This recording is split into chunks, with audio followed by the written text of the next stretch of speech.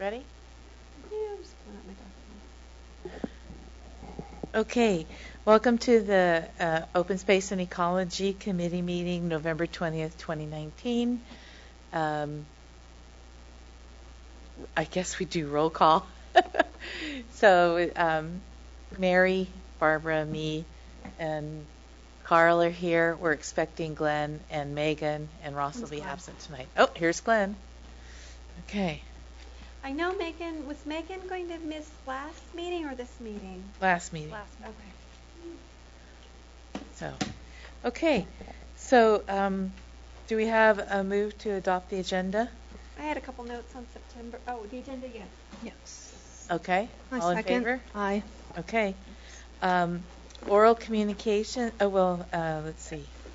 Yes, oral communications. I notice we have an audience tonight. I'm so excited. Does anyone wish to address the Open Space and Ecology Committee? Okay. If you do during the meeting, just raise your hand and we'll see where we're at. Okay. Next is the Climate Reality Workshop proposal by Beth Grossman. Welcome, Beth.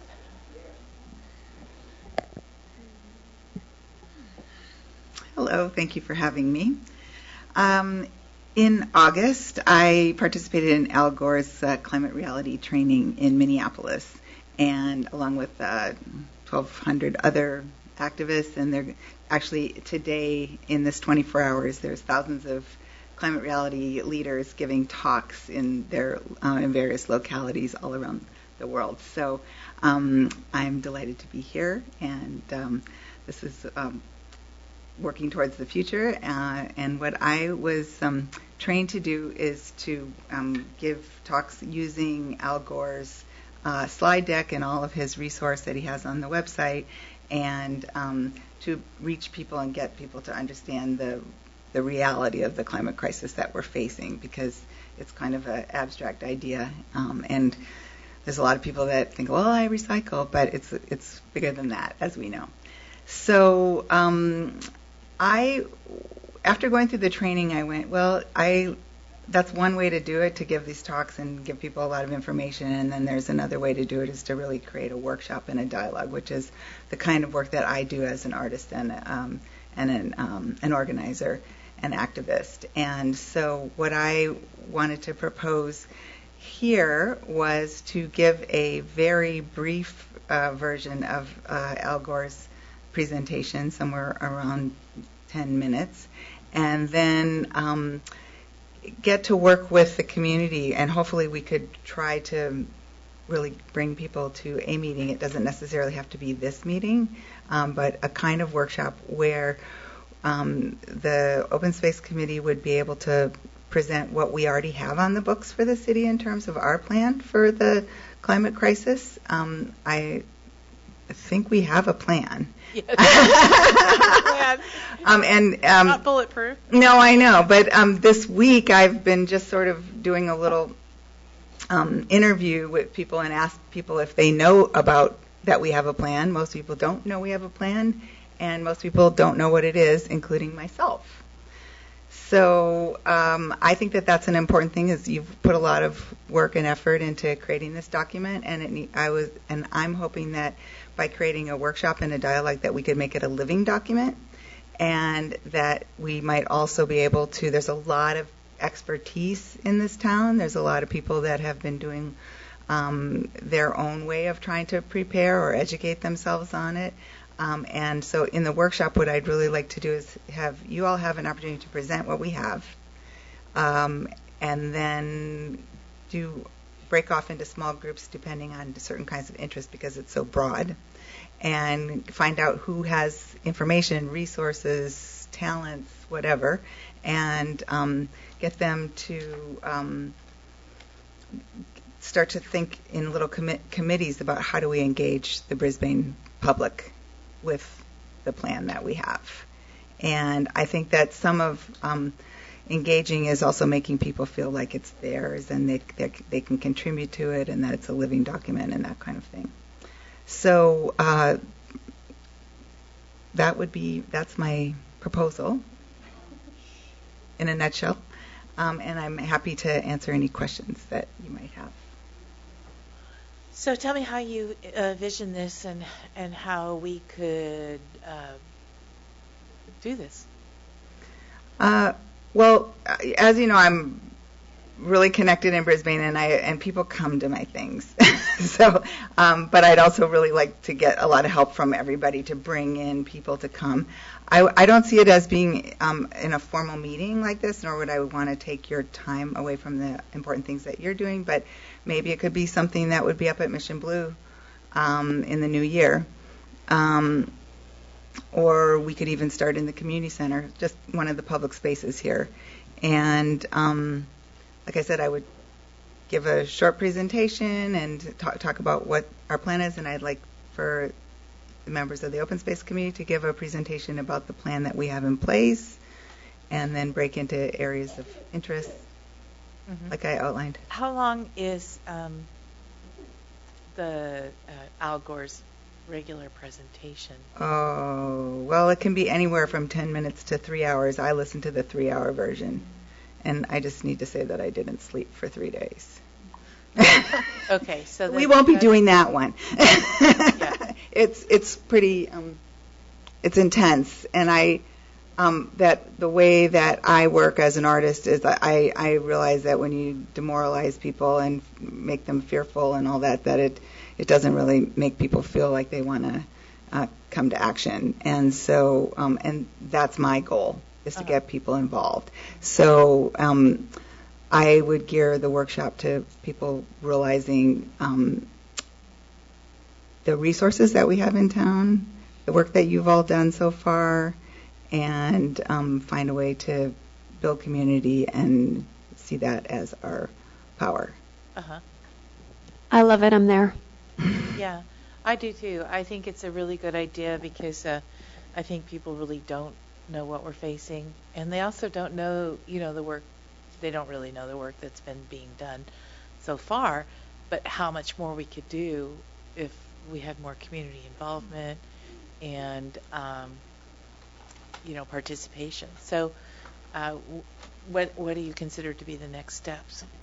Can I chime in just a little bit? I have not actually been to one, but I have heard of some other cities that have had sustainability fairs or other events around climate change, that I think this could be an opportunity for us to perhaps invite some of our partners and some of the resources that are available to local residents to come maybe have a table or be able to do a brief shout out about what's at their table, either before or after Beth's presentation, something along those lines. I think we could consider having something a little bit broader and comprehensive, and that may help us to attract attendance. And it seems like I know Millbrae just recently, I think, was having one. I haven't heard how it went, but it might be an opportunity for us to shed more light on some of those resources that are out there and have them available in the room while people are there. That sounds good. It sounds like a Mission Blue kind of I'd actually like to chime in on that. I have been to those. In fact, there was just one at the South San Francisco Convention Center put on by the Chamber, I think it was, or something like that. And that's not really what I'm trying to accomplish. I think that could happen maybe as a later thing, but what it ended up being over there anyways was that everybody had all kinds of swag. It was lots more plastic in bags and all those kinds of things. It was just kind of crazy. I mean, there was a lot of resources in terms of people to talk to, but it's not really what I have in mind with this. I really have in mind it's about building our community effort together. And eventually, once we have the people that want to be committed on particular issues, like for example, I got this idea that because my cousin is doing this in Philadelphia, there's something called the Buy Nothing Project, and it's simply a Facebook page where you create a gifting economy. And so, for example, I've got tons of oranges right now, and I put it up on the Facebook page, and we start to make relationships. Or we just replaced all our lamps. Is anybody interested? And so it becomes this kind of thing. So that would be like one idea. And when you've got a whole bunch of different people that find out, oh, I'd like to do that too with you, or whatever, you start to create interest groups. And we have so much resource just right here in our town. It's just a matter of us finding each other and in terms of our interests. I don't think that that's a bad idea for later if we want to invite more people and that kind of thing. But I'm really envisioning this as a Brisbane community building event around how do we work together to plan for the climate crisis, support the plan that you all have, add more to it, and become really active in it. Does that make sense?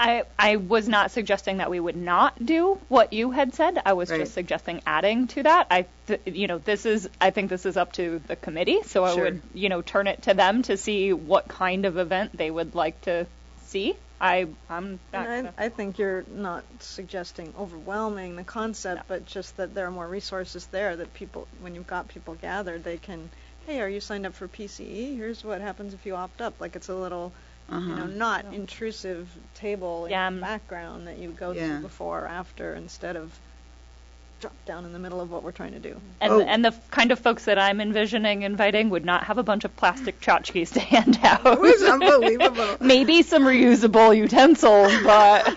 So, Adrian, could you give us an example of who you would think of inviting to participate and attend? I think, Karen mentioned Peninsula Clean Energy. I would certainly invite them and the Office of Sustainability, perhaps organizations like BayRen, which could be represented by the Office of Sustainability, who have rebate programs, maybe Bosca, who has water rebate programs, those kind of resources. Not necessarily like vendors, let me sell you something. But those were the people that were over at the really? That I went to, yeah. But I'm not saying my point is just that I don't want to water it down because that's what happens. And really, I think the way that we're going to actually create the community and the action that we want is by building relationships.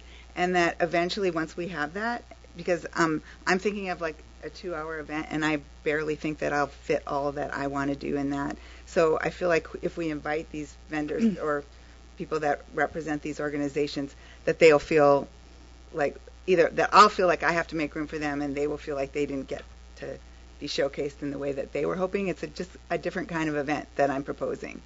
But I think that it would be something that could definitely happen once we get the community interested. And I also think that if it starts out small, that's okay. That it will grow. I like the idea. I'm much more in favor of a conversation than a fair, although I think, a couple tables at the back, if they weren't obtrusive, could work. What I'm curious about is how do we get people to show up? Mm-hmm. The Open Space Committee has worked really hard on climate things for a long time. Mm-hmm. And all our meetings are open, and we just have not gotten a whole lot of participation. So I'm curious to know how you might break through that. Yeah. Well, that's where I come in. That's one of my specialties. People think of this as it's a meeting, it's boring, right? And I think that if we bill it really as a workshop, and that and also I will, it's all word of mouth. When I look at the events that I have, like for example, even the evening of art sharing, this is going to be my 18th year doing that. It's standing room only, like 140 people come, and I look out there, and every single person that there is somebody that I've talked to personally. So that's the only way to get people to come. I mean, of course, we use the support of Carolyn's blog and all the other things, maybe a brochure in all the newspapers, because people have to hear about it in 5 different ways at least. But the one thing that gets them to come is the word of mouth, and that somebody saying, I want you to be there. It's important to me that you're there. Yeah, I watched Al Gore's movie, An Inconvenient Sequel, about a year ago, and I definitely get where you're coming from. It's definitely, there's a big emphasis on, what what's the word I want to use? Sort of like building zeitgeist, sort of building connections in the grassroots, mobilizing, and I think I understand where you're coming from about not wanting to turn it into sort of like a fair. So yeah, I mean, I think I see where you're coming from, and I think I agree. Yeah, I can understand both points of view. One of the things that I would like us to consider is inviting a few subject matter experts, like if it fits within the.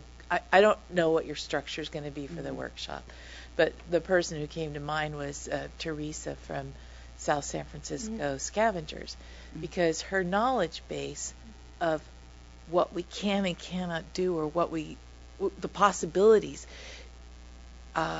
She's a very excellent subject matter expert.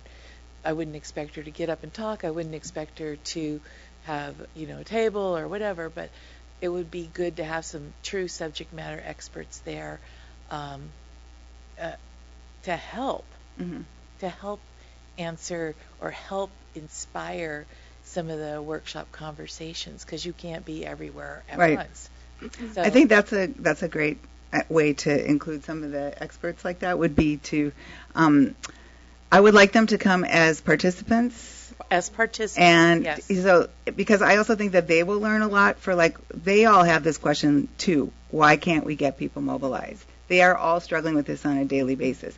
So they will have the opportunity to interact with people in a dialogue situation, but they could also, and it would be a great help to me, if we had experts. So when we break into small groups, people that are interested in recycling would go with her, and people who are interested in solar could go with somebody from Peninsula Clean Energy. Exactly. So, but not a fair-like situation. No. Yeah, because I mean, I really envision people sitting in circles, small circles, and talking about it. And I think the other part too that's really important, why the circle and the conversation is important, is that people have to be able to have their despair about this witnessed, and to know that there's other people that feel the same way, and that we are our best resource together, and then we can go from there. But until we've actually had a look at that with somebody witnessing, it's a kind of grieving that we're all going through, in a way that things are heading in a direction that we can't control. It feels like we can't control right now.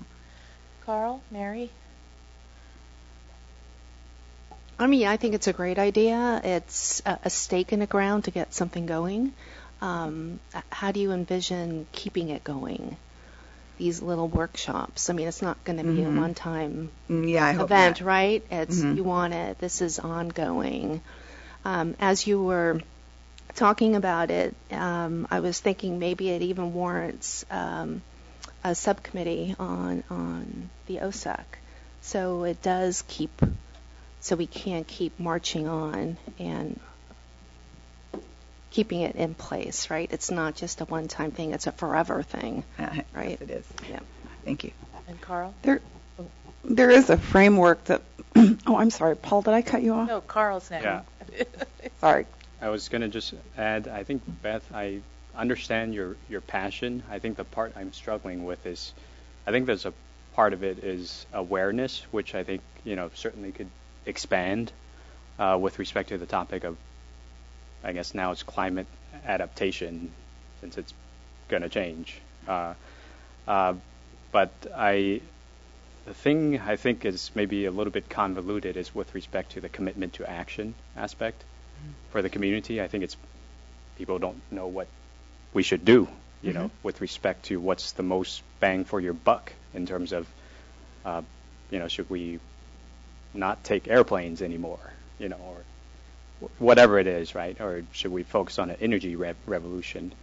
But I think with respect to like a workshop or the thoughts about awareness, I think that makes sense for a community and explaining what we're doing as a city. But I think in terms of like individual commitment to action, I think that part needs to be thought out a lot more. So That's my thoughts based on your description. And again, a lot of passion. I understand that. So. And when I offer a workshop, I'm not coming with the answers, and I have just as much despair as every single participant. And I'm doing this because I want people to, arms akimbo, head into this with, and particularly people that I live with. Yeah. So, I don't, and I think that we have to move beyond awareness, but I also don't know how. And I also don't have the answers of what's going to be tenable. And everybody has to make their own personal commitment and find their creative interest and their passion to get together with other people to do it. But trying to do it alone and sitting in front of, your phone or the TV, just being demoralized, or Facebook, which is like, my Facebook is just like one demoralizing thing after the other because all my friends are environmentalists. I need to get some new friends. You want some party girls? Gwen, have a comment? Yeah, I was going to say that one framework for this that we might think about, and it could incorporate your idea, but it's a little bit different. I've been thinking about this for a while and wondering if it would work in Brisbane, and that's the transition town idea, which has taken off mostly in England, but it gets the whole town talking and planning and doing, not just for mitigation, reducing emissions, but also for adaptation. And it's been a while since I've read much about transition towns, but I've got a book about it. I would be happy to share it with you. And if we could get that started in Brisbane, it might be a way to keep it going on and get people plugged into things that they can actually do apart from as individuals. One thing that worries me a little bit is that we do think about the answer to the answer to climate change. Most people think about it as being a matter of individual decisions. What do I deprive myself of? Mm-hmm. And we clearly need to think about our consumption decisions, but a lot of what's going to get us through this, in fact, I think most of what's going to get us through this is collective decisions by, at the city, maybe at the level of a neighborhood, and higher up, at the county level and at the state level. So I would really like to see a workshop, whether we go for transition towns or just keep it as in your original vision. I'd really like to talk to people about that because I think that's where a lot of the despair comes from. People think, what is poor little me going to do that is going to make a dent into, in the situation of burning koala bears? And I mention that because I just watched the news before I came down here. Oh my God. It's really overwhelming, and it's even more overwhelming if people think about it like that.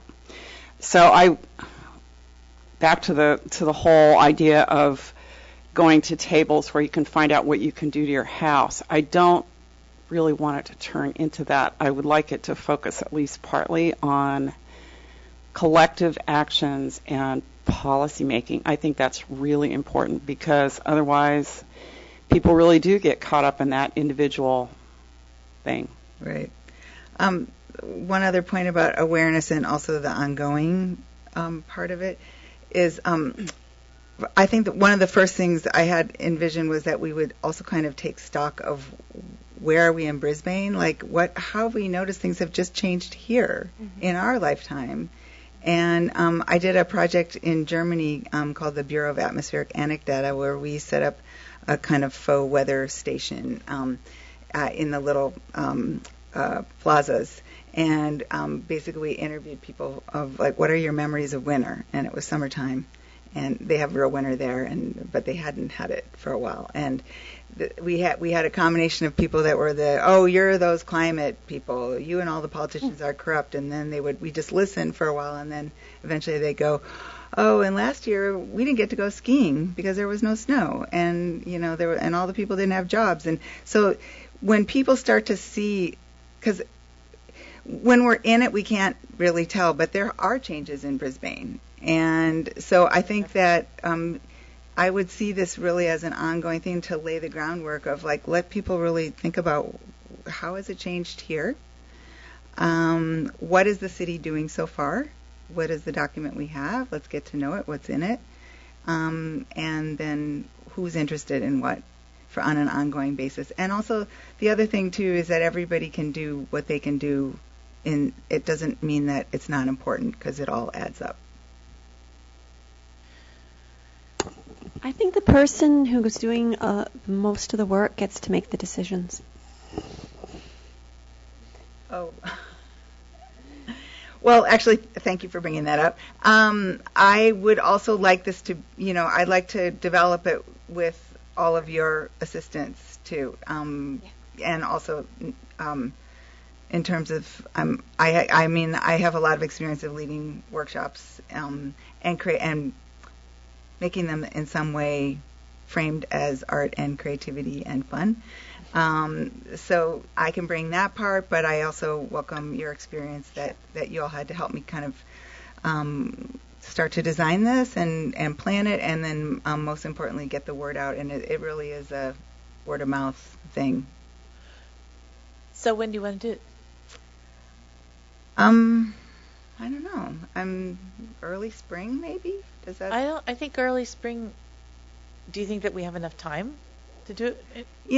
I don't want to turn this into this, like, this is the only one big thing, like, I really see this as let's get started. If 5 people come, that's good. I'm hoping it won't be that. I'm hoping we'll have a lot more. And I do have the Brisbane artist community who are really supportive of me and come to all my things, especially if I call it an art project. But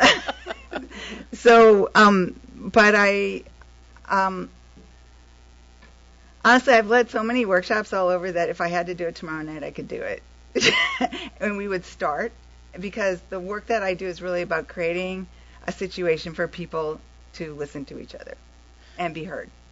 And so, I feel like I don't want to turn it into some really big, huge planning thing that, because I really see that this is a first step, and then we assess and we see what worked, what didn't work, where should we go from here, like that kind of thing, because it's a live organism. So, pick a date. That's, if we're going to do it, let's just do it. Yeah. Okay. So. Okay. So then this is something we can think about. Not on a meeting night. I don't know. Maybe a Friday night. Let's turn it into a party kind of thing. Yeah. Do we need to vote on this, by the way? Well, talk to me. Trying to figure out what.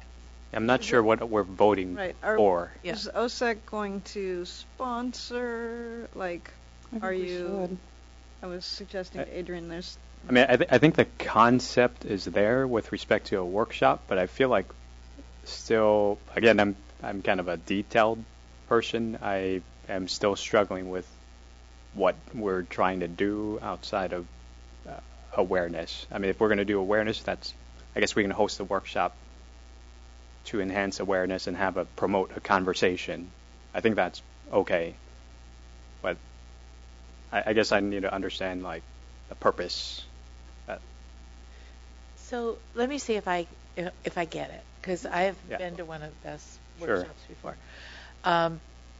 So we have a general group where we see the presentation that Beth's going to give from Al Gore's stuff, which I haven't seen for a while, and we're then going to go, oh wow, and everybody's going to cry a little bit about it because it's going to be really sad, because it is really sad. And then we're going to say, and what can we do? And at that point, we break up into groups of interest, and maybe, for instance, because it's on my mind, have a group that's concerned about protecting and enhancing our urban forest as a method for climate adaptation. Another group who is concerned about what adaptations we're going to do, or we can envision for sea level rise, maybe something about energy and how we can reconfigure how we think about how we use energy at the ground level, And am I on the right track or not? Yeah, I kind mean, of. Well, and as you were saying that, I was depends what like, it is. in a way, I don't even need to present Al Gore's stuff. We all see it on Facebook all day, honestly. I mean, it's just, I'm just sort of thinking out loud here, because that's like how not important that is compared to the dialogue that and the people getting a chance to, first of all, know that that you all have done a lot of work, and we have a very forward-thinking plan, which I don't even know what it is. Uh-huh. And then secondly, to get to notice how things have changed here, and also let people sort of talk about, well, what am I doing, and those feelings like, well, what am I supposed to do? Not fly to go see my dad? It's like people need to have those kinds of feelings before they can jump into, let's all plant trees and let's all this and that, because I think that it wears people have to find their own personal commitment, and their reason to do it, and then they have to find the people that they want to do it with, and it has to be fun. It has to feel good. I will commit to doing a presentation on the city's climate action plan. Just tell me how long you want it to be. I think the reason why showing some of the Al Gore stuff is important is because it gives a common ground for everyone that's in the room seeing it, so that if they can't just pick it out of their head, or they've blocked whatever it is that, Sure. they have some commonality that we've just shared. Okay. That's, I can think, do why. that. I can do a 10-minute of that. And that's the only reason why I think that's important. I mean, I have enough nightmares about it. Exactly. But like you said, everyone that's there needs to get at one point on a similar page, and that's one way to do it. And that's why I think they put that together that way. Yeah. Yeah. So I guess in terms of just thinking out loud on the spot, I would maybe start with that, and then we could sort of break into groups and let people feel what they feel about it, and also move into thinking about how things changed in Brisbane since you've noticed, and then the hopeful thing would be the presentation. We'll look at Brisbane. We're forward thinking. We're planning for this, and then also for you all to kind of share what you need in terms of more involvement from the community, and then and then I don't know how much time there's going to be, because that's the other thing in my workshops. I try not to jam pack it with too much heady stuff, because people can't remember anything then, but they will remember a heartfelt conversation that they've had with somebody. Yeah. So is that making it more clear? Yes, I think I've got the concept pretty good. I guess it would be a vote of support for the concept. I guess the details would still need to be worked out. I think we should co-sponsor it. Yeah. I don't think just supporting the concept is enough. So I think we should vote to co-sponsor it and help if you're willing to have help. Please. I really like the idea of asking people how have things changed in Brisbane. What have you seen? What have you noticed? What have you observed? I think that's really a good way to get people engaged and bring it from the big and abstract and universal to the concrete, and maybe get some. Is that a pun? No. For the concrete. Yeah. Okay. Sorry. It's a pun. Thank you, Michelle. But getting them noticing that, maybe we could even get some people involved in, tracking changes, right? Recording things. Oh, yeah. Keeping diaries. Citizen when does this bird show up? When does this bloom? Things like that. That will make it local in a way I think will really appeal to people. I'm all for that. Yeah. So I'd like to vote to sponsor. Staff, You see that we're asking for a moment. So if it's subject matter and a quorum is there, I think we have to notice it, and staff has to be present. And I guess I'm just going to say we prefer not a Friday night, if possible. But it'll be really fun.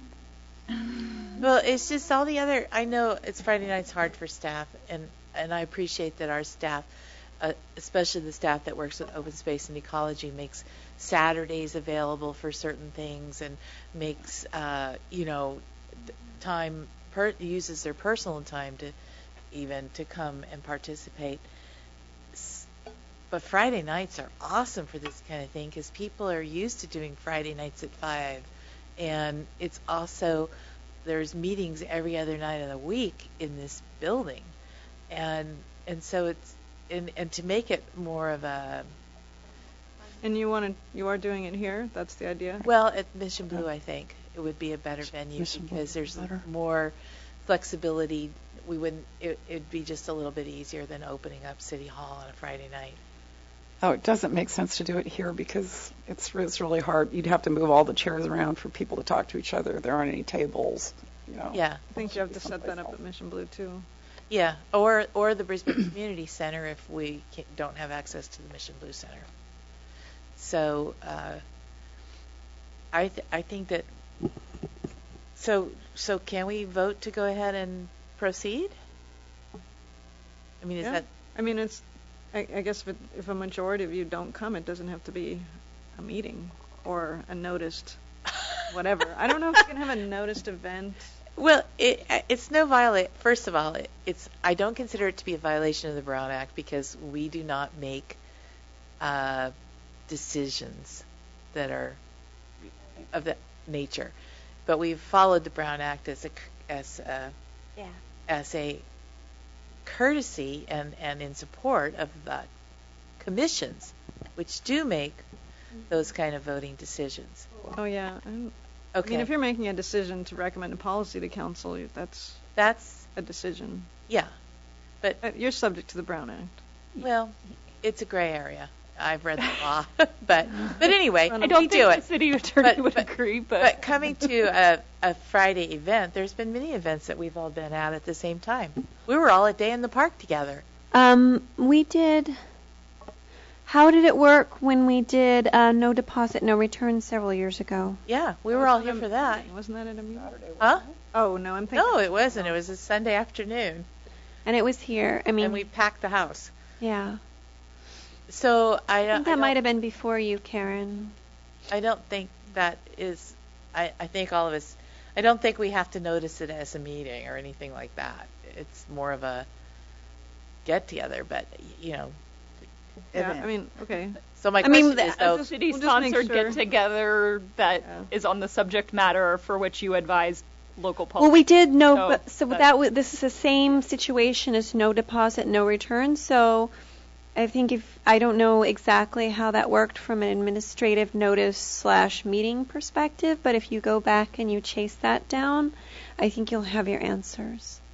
I think I would just go ahead and ask the city attorney directly rather than go try to track that down, but I think we should just acknowledge that it may be something that we need to consider. Okay.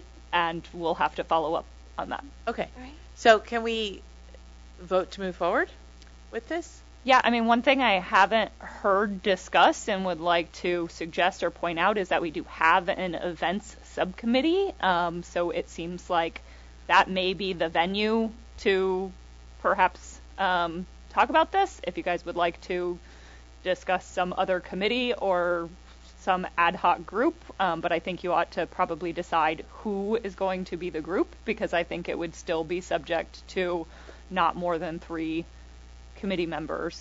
Yeah, Adrian, I think that's actually a pretty good suggestion. I think it was Glenn that mentioned that possibly this is a subcommittee thing because this could be a multi event thing, right? So it's not just this one workshop. It's like possibly a multi-event thing. So I think maybe it should be.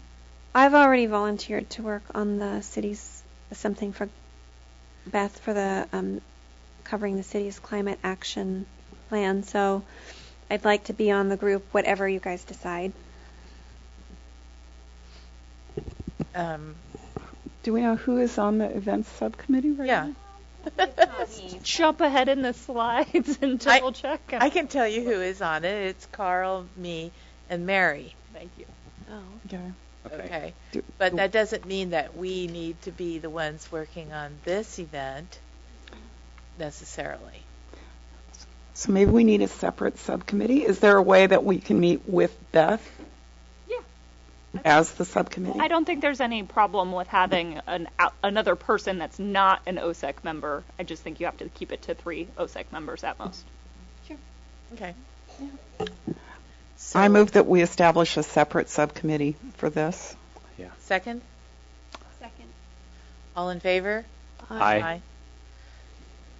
Any volunteers? I will. Okay, Barbara, Glenn, those are our 2 climate action plans. And anyone else? We want to give Meg a chance?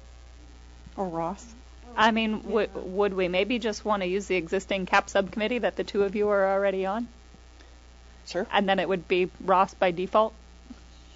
Okay. And part of it's Sure, why not? bringing Okay. awareness, Yeah. right? So And it doesn't mean that we wouldn't give input. I mean, I Right. see Beth pretty often. And one of the things that I would like to do as a contribution is to put together a brief photo montage of before and after pictures. Because I have resources to be able to do that. Oh, that'd be awesome. Not a lot, just a little. Just enough to show visually some of the changes that have taken place. It's a great idea. Yeah. I love it. Yeah. Visuals, I always Help. think it. Inspire. Yeah. Mm-hmm. So as a committee, I think that we should vote that we're going to support this. Can we do that? Should we do that? Support or co-sponsor? Co-sponsor? Isn't that what you just voted on? No, we voted on the subcommittee. No. And that vote is now moot because it's with the Climate Action Plan subcommittee now. All right. So this is a different vote. Okay, so do we have a motion to co-sponsor the climate workshop? actually, Michelle, I so move. just a clarification. What does co-sponsor mean? Is that a financial thing, or is that? I think we could say that could be determined by the subcommittee. Yeah. That sounds good. Yeah. All right. And, All right. financial, a lot of times it means like there is some burden on the city in terms of use of facilities. But in terms of things like, supplies and refreshments, I mean, we have a small budget that we can tap into. Okay. Okay, so is there a motion on the floor to, Yes. Motion, I'm seconding. all in favor? Aye. Okay.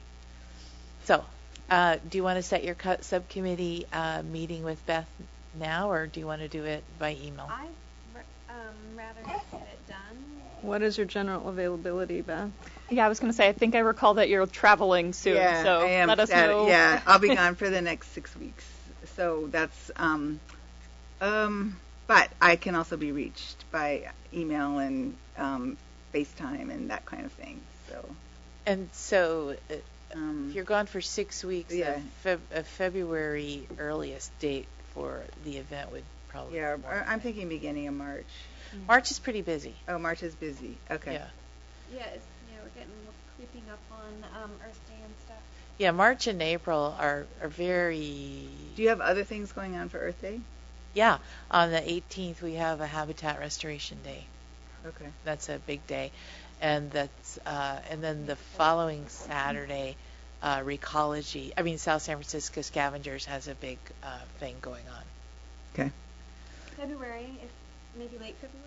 It would have to be late because, I have the evening of our chairing is the 8th of February. So it's a lot. That's why when I asked you when, I was thinking June. Oh. But June's kind of far away. Yeah. I thought we were trying to set a Yeah. meeting to determine the date. We're just Oh. trying to set a meeting. So you're back the first of the year? Yes. The 4th of January. But I can, like I said, we can also talk on FaceTime or Yeah, you might think about February 28th. Right. the Friday night, the 28th. Wait, Well, we're setting a meeting of the CAP subcommittee to talk about the details of the workshop. Right. Let's do that. Yes, Right. but I want them to think about a date soon because if we're going to book a place, we need to book it. Okay. Right. When are you leaving, Beth? On Saturday, but we can talk about having a meeting. Well, I can also meet with you just to set a meeting or talk with you about setting a meeting on Friday, or? Want to meet on January 7th? Tuesdays are usually quiet for me. Well, I think those details. I think Yeah. support what Karen is. I think trying to say there's. Yeah, let's They go on. work with it. separately. Yeah, I thought Yeah. I was thinking that too. So why don't, so who's it's Barbara, Glenn. And Glenn. And one other. At this point, it's Barbara and Glenn And staff. and staff. Okay. I can send an email to the committee and Beth Okay, and then we'll tomorrow, and we can establish a date perfect. to meet. And let's pick it like one of the first days after the 4th. Thank you for bringing this to us, Beth. I think it's a good idea. I really do. Thank you for your interest, and Hey, thank you for your thanks. support. Thank you. Okay, I'm sorry I can't stay for the rest of the meeting. It's all right. It's so exciting. Thank you. Okay, so the next thing on the agenda is approval of the September and October minutes. Does anyone have any changes, additions, or corrections to the September minutes? Barbara? Item number 5 says the REACH codes were introduced, and I kind of thought that was an odd choice of words because we have approved REACH codes prior to this meeting, so I was like, introduce the concept was just not not the ideal choice of words. Not everybody's familiar, but I can change it if it's that important. It's They you know, did is it really important in the grand introductory scheme of things? presentation. Probably not, but I just kind of like it to reflect. Yeah, maybe just change introduced to presented. Yeah, that'll be fine. And then number 9. Sorry, I mean, my notes never made it off the back of the envelope, so. Those trees, well, the tree removal was permitted, but I also knew that more trees were removed than were permitted, so I think maybe either just strike that sentence or it needs to be revised, and we can talk about that online, because that's not quite, that paraphrasing is a little inaccurate So of what I said. Sierra Point Road, so just say Incan Brook noted trees removed on Sierra Point Road east of Glen Parkway and Firth Park parking lot, period, and that's the end of, Yeah. that's that paragraph. That's fine. Okay, is there a move? Anyone else? Is there a move to approve the September minutes? I'll move. Second? All in favor? Aye. October minutes. Is there any changes, corrections, additions, or discussion about the October minutes? I don't have anything for the October minutes. Do we have a move to approve the October minutes? I'll move. Second. All in favor? Aye. Okay. So let's go on to, wait, this is this time's agenda. Wait, I don't think I saw this. I thought we were going to have tree issues on the agenda. We do. I think this is. Wait, what am I missing? Subcommittee reports. If you're looking at the PowerPoint packet, I had not added it in when I sent that out on Friday because it was a late addition, so it got updated in the agenda and in the final packet, but it had been missed in the Sorry. packet that was mailed to you Okay. and emailed out on Friday. Sorry about that. Sorry, I'm the memorandum.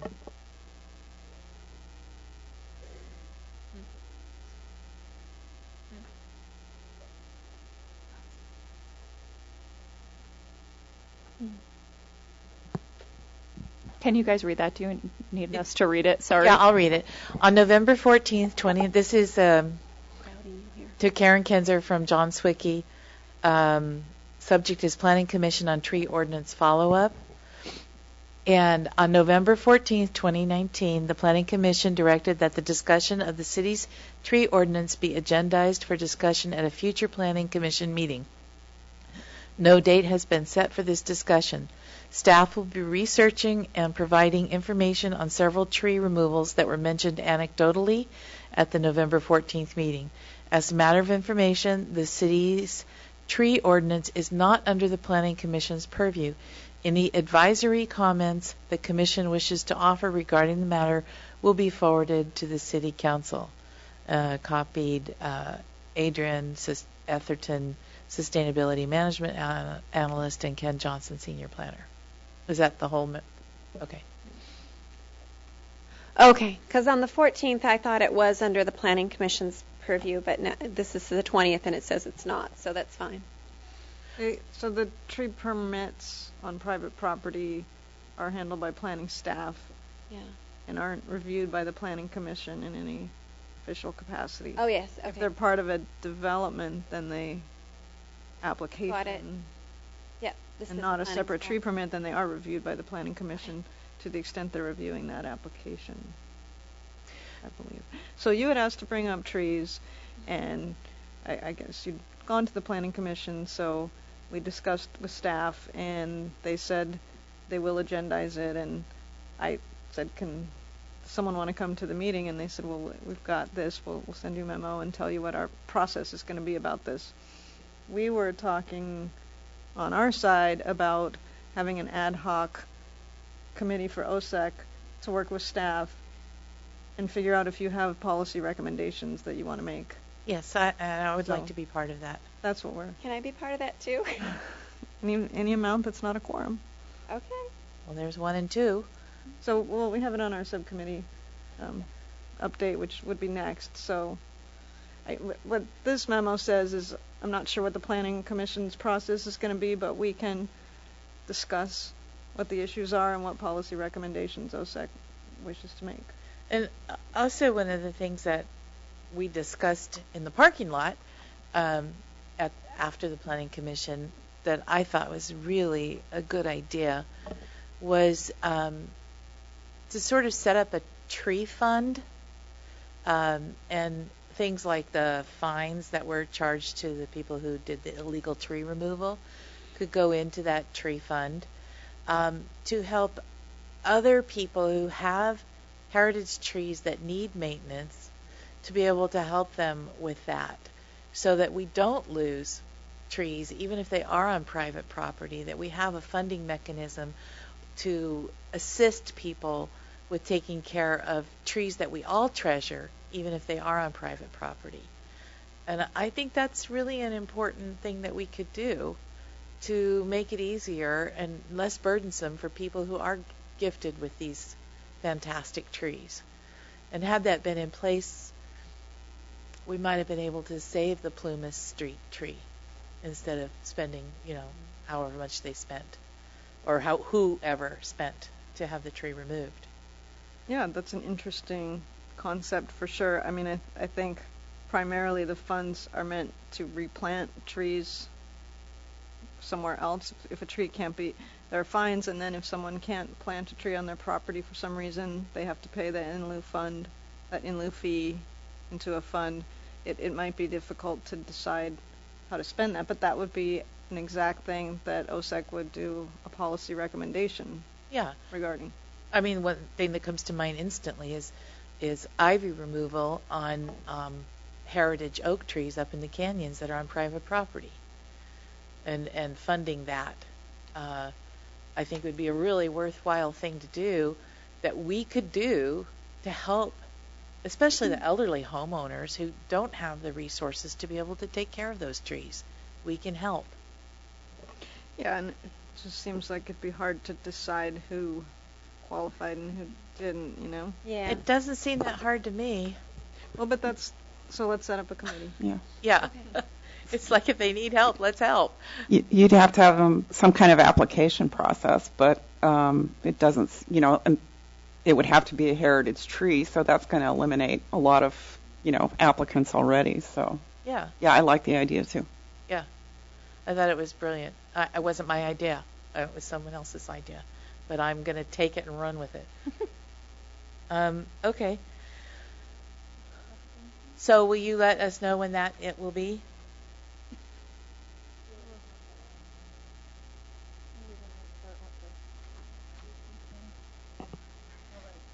So there was I thought I would provide a bit of an update. We mentioned, I think, last month that we have a new city green team and a number of project subcommittees, and one of those that was established was on trees. So that subcommittee had a meeting a couple of weeks ago, included members of the Public Works crew and planning and Public Works staff, and I think that was mostly those departments covered. And so I just thought I would mention some of the things that we are already kind of looking into and working on as staff, considering an update to a 2007 tree inventory that we have, and would be looking into what the costs for that would be. And then we have mobile MMS system that the Public Works crew uses to track maintenance requests and issues, and has some mapping functionality. So Keegan is going to be working with Julia from the planning department to try to see if we can establish street trees, a new kind of dashboard in that program for street trees, mapping the wells, tracking new tree plantings, the date they're planting and the species, and then looking into whether we can incorporate tree removal permit data into that as well. So some of those things, I don't know how quickly they will all happen, but they are things that we are looking into and working on, and that came about from staff members on the green team having an interest in maintaining the tree canopy also. yes. Good.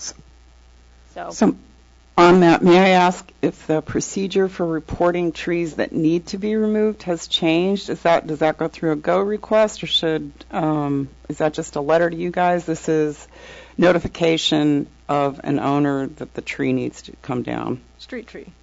No, I don't think so. It's on private property. It's on Valley Drive. Private property would be the tree removal.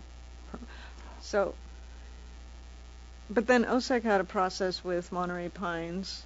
There was a lot of discussion when I started working with you guys, and we sent a letter informing the owner about the liability related to their dying trees. So that was kind of outside of other established process. Another letter is called for, and then they would then have to reciprocate with a tree removal permit that the city would then grant, and then they could go ahead and... Oh, right. And so go requests are, that would be to us. So is that only in Crocker Park? Where? So I just email you.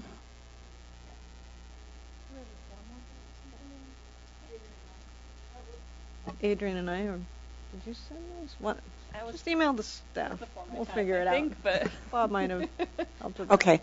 I'm pretty sure I remember seeing those letters in a folder somewhere. So Okay, I finally got the address, so I want to do something with it while I remember it. And is this just what area? Yeah, that's a good question, because this came about, OSEC was already talking about the issue of these pines before I started staffing it, and I don't know, Natalie had developed a list, and she had got arborists to get quotes, and it was kind of going in a lot of directions. So I brought it to the Public Works director, and he said, this is what we're going to send.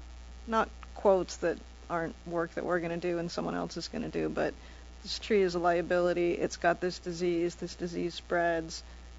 You should remove this tree. Here's how you need to get a permit and remove this tree. So your request started the practice, so I don't know that we have tested that it makes sense to do it within certain bounds or not. Okay. It was particular to the Monterey Pines at the time. I think you guys made a strong case about those. Yeah. Well, that's what this tree is. Yeah. I mean, if there's some other, it isn't it's kind of outside of a procedure that we had, so if there's another type of disease or tree or problem, I think we need to discuss that and make a case to do something like that. Otherwise, it's the old-fashioned Monterey pine problem. Yeah. Yeah. Although I foresee future problems because the sudden oak death is knocking at the door. Yeah, and maybe, we should start, not today, but maybe in the new year, we should start thinking about a process, sort of educating ourselves about sudden live oak death.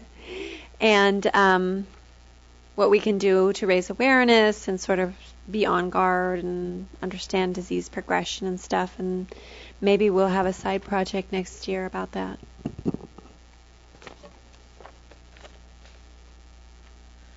Okay. I don't have the new agenda. It was just that one thing that was missing Okay. from it. So. So we go on to subcommittee reports and reorganization. Oh, will you let us know as soon as possible of when the meeting is? Sorry, what meeting? The meeting about the trees? Well, you're going to decide who's going to be on it right now. We just did. Barbara and I. Yeah. Okay. Does the third person want to be on Right. it, or? I'll be on it. Okay. Yeah. Okay. Sure. All approved? Any objections? I make a motion to approve it. I second. All in favor? Aye. Aye. Did we need to do any other rearranging on the subcommittees? Is that the only one? That was the only one I had in mind, but it is Okay. on the agenda. So if there are other rearrangements that you'd like to propose or request, that can be done now. I'm good. The 280 South Hill, do you think it warrants another person, given that the Park and Rec has that RFP in process?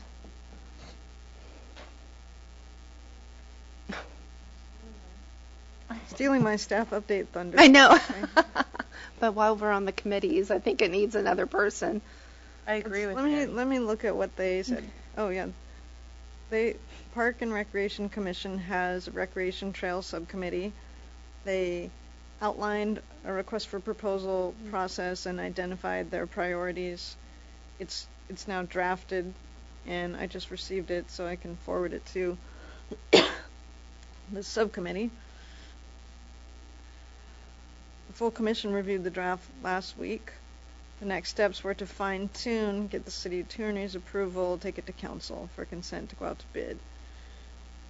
The RFP indicates that community advisory bodies, including OSEC, would meet with the consultant as part of the visioning process for the master plan, provide perspective and input. We'd be happy to have 1 to 2 OSEC representatives participate on the selection committee to review proposals and select a consultant. These are the opportunities to participate in the process, have your voice heard. Quarry Road is not included in the resurfacing project, which I applied for, so I know that, but we have included in the RFP as a key component of achieving greater connectivity through this process. So, yeah, if you'd like to have if another person is interested, they can be a part of the master plan. Yeah, I Unless know. others are Yeah, interested, Carl.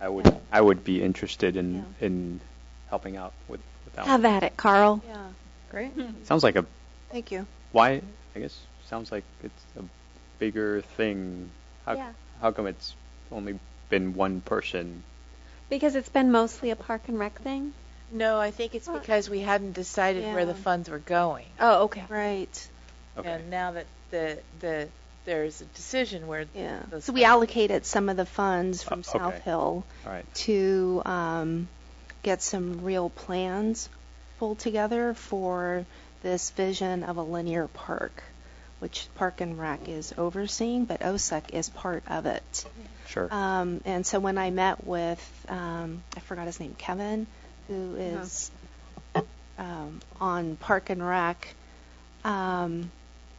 we both had to agree to allocate some of those funds to getting some real plans in place. And so I happened to read the agenda the other day and noticed that Park and Rec had an RFP process in place, but none of the OSEC members were Involved. included in that. And I wanted Quarry Road, as we talked about way back when, to be included in that because it needs help. Yes.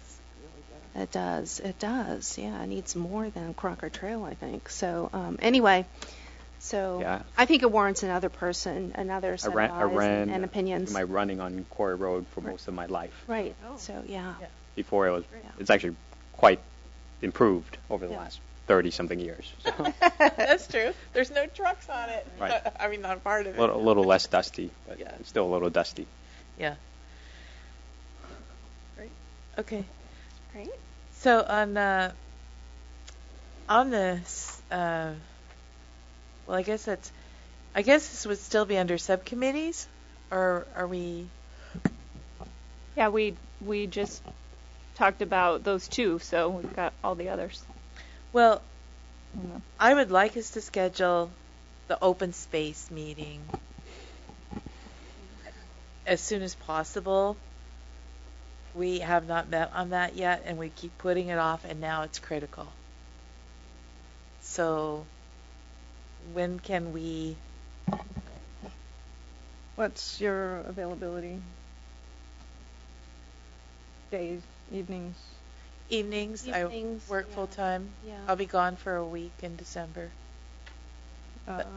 Earliest 6. 6 will work for 6? me. Yeah. 5:36. Yeah. Okay. But it's up to Mary because she has a longer commute than I. No, not anymore. Okay. So, but still 6. 6 is better. Okay. Yeah. Yeah. And what week in What December? about you, Carl? You're on that committee. Yeah, I was just looking at it. Yeah, I am on that committee. Evenings are good with me. Like 6 is fine. Okay. And just talking about day of the week. Yeah, or if you're gone time this. Prefer not. I guess it doesn't matter. It just depends on the Something going date. on all the time. Yeah. Right. You're away a week, Michelle? December 7th to the 14th. Okay.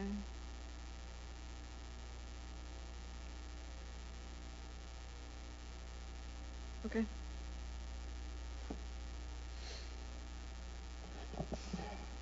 So, and then we do need more help with organizing our subcommittees so that we get more our work done. I know you guys have been really busy with the REACH codes and the benchmarking and the PCA grant, but the whole reason we have subcommittees is to get stuff done. So I'd like us to go ahead and schedule all of these different meetings of what we need getting done. Like I don't think Dark Skies has met yet.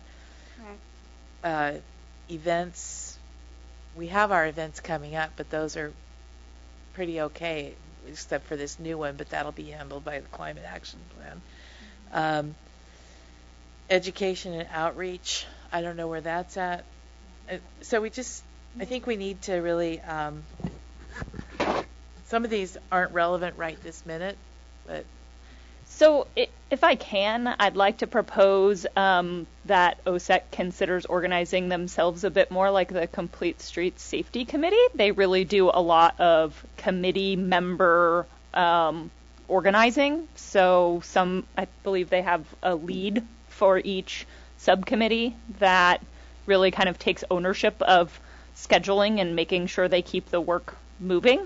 So we were dissuaded in the past from doing that because we weren't supposed to email each other directly, and that made scheduling really hard.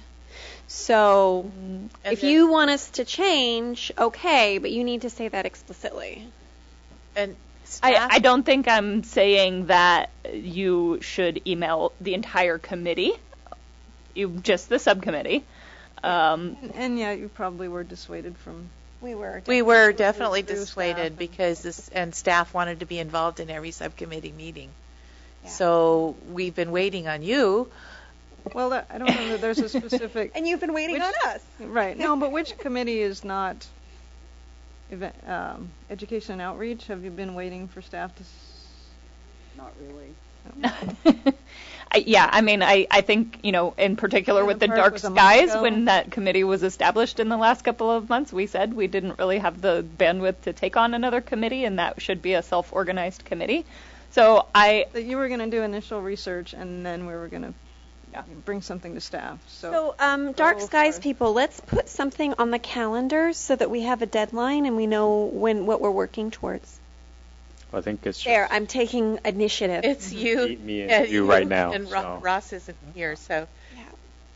Yeah. We haven't met or really discussed it. So, yeah. So, I would like to say I would like to be kept in the loop, but I don't think that means that everything needs to be initiated only by staff. Okay. So, to make that clarification. Okay, so that's a kind of new direction for us compared to what we've been operating under for the last couple of years. So. Adrian, have you sent out before the contact emails for everyone? Yes, probably a couple of times, but I can send it again if you need it. Okay, because I think I commonly just see the distribution list, and then so I don't have all the. Oh, it doesn't expand. You just see maybe open space and ecology. Yeah. Yeah, there is a Word document with everybody's contact information, so I'll recirculate that. Thank you. Thanks. And phone numbers? Phone numbers, emails, addresses, all on there. Okay, I haven't seen that for a long time. So, Adrian, what about the Climate Action Plan Subcommittee? Because that one, I think, has been working pretty well, and that one has been pretty staff-led, partly because it depends on you sometimes meeting with the county and things like that. So, did you want to change that one as well? I don't think it necessarily needs to be, but I am certainly open to a committee member taking more of a leadership role. Again, I think in particular for that subcommittee, because it does directly relate to some of my core responsibilities, I would certainly want to be in the loop and probably present at most, if not all, of the meetings. But sometimes it does help just to have somebody else get things rolling. So, if there are folks who would like to do that, that's fine. I will continue to do that with that subcommittee. And if there are others that folks feel it is important for us to be meeting and for staff to be taking more of a, pushing forward, then let's talk about that. But I think it certainly would help us in our workload to, have other people who are keeping on top of making sure things are moving. Can we just, outside of the grayed out ones, can we just quickly go through what we think we want to definitely prioritize to meet on, or we haven't met on, like the dark skies ordinance? Was that what we were basically doing? I feel like we were kind of jumping around. Yeah, we are jumping around. Or it's an engineer and me, talking kind of systematically go through it. No, I'm with you. Yeah. I'm with we you. need to systematically go through it. So Michelle asked for a meeting of the Open Space Subcommittee.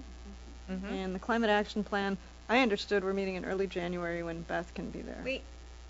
So who's going to do the emailing? Speak into the microphone, please. Who's going to do, and if that is not going to be staff, we then need either Michelle, Carl, or Mary to step forward and say they're going to initiate an email round for scheduling.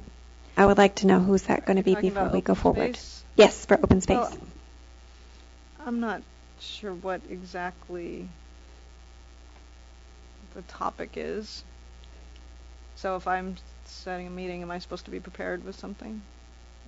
Well, I think the first meeting is like, what do we want to address? Because one of the things we wanted to address was reevaluating the quote-unquote lower habitat value versus upper habitat value acres, and a plan of action for acquiring the rest of the acres.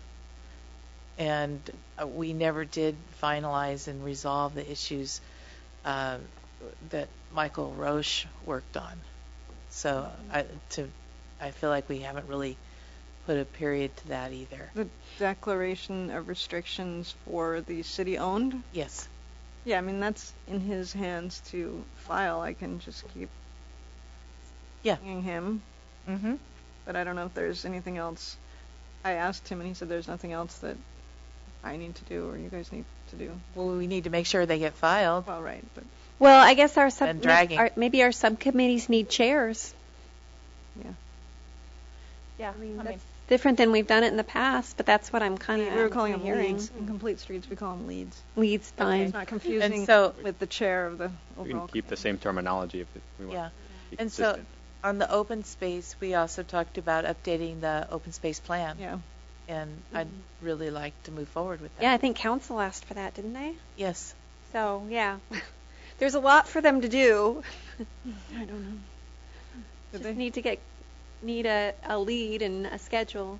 So I'm not going to say, I think Michelle's the lead on this one. Yes, okay.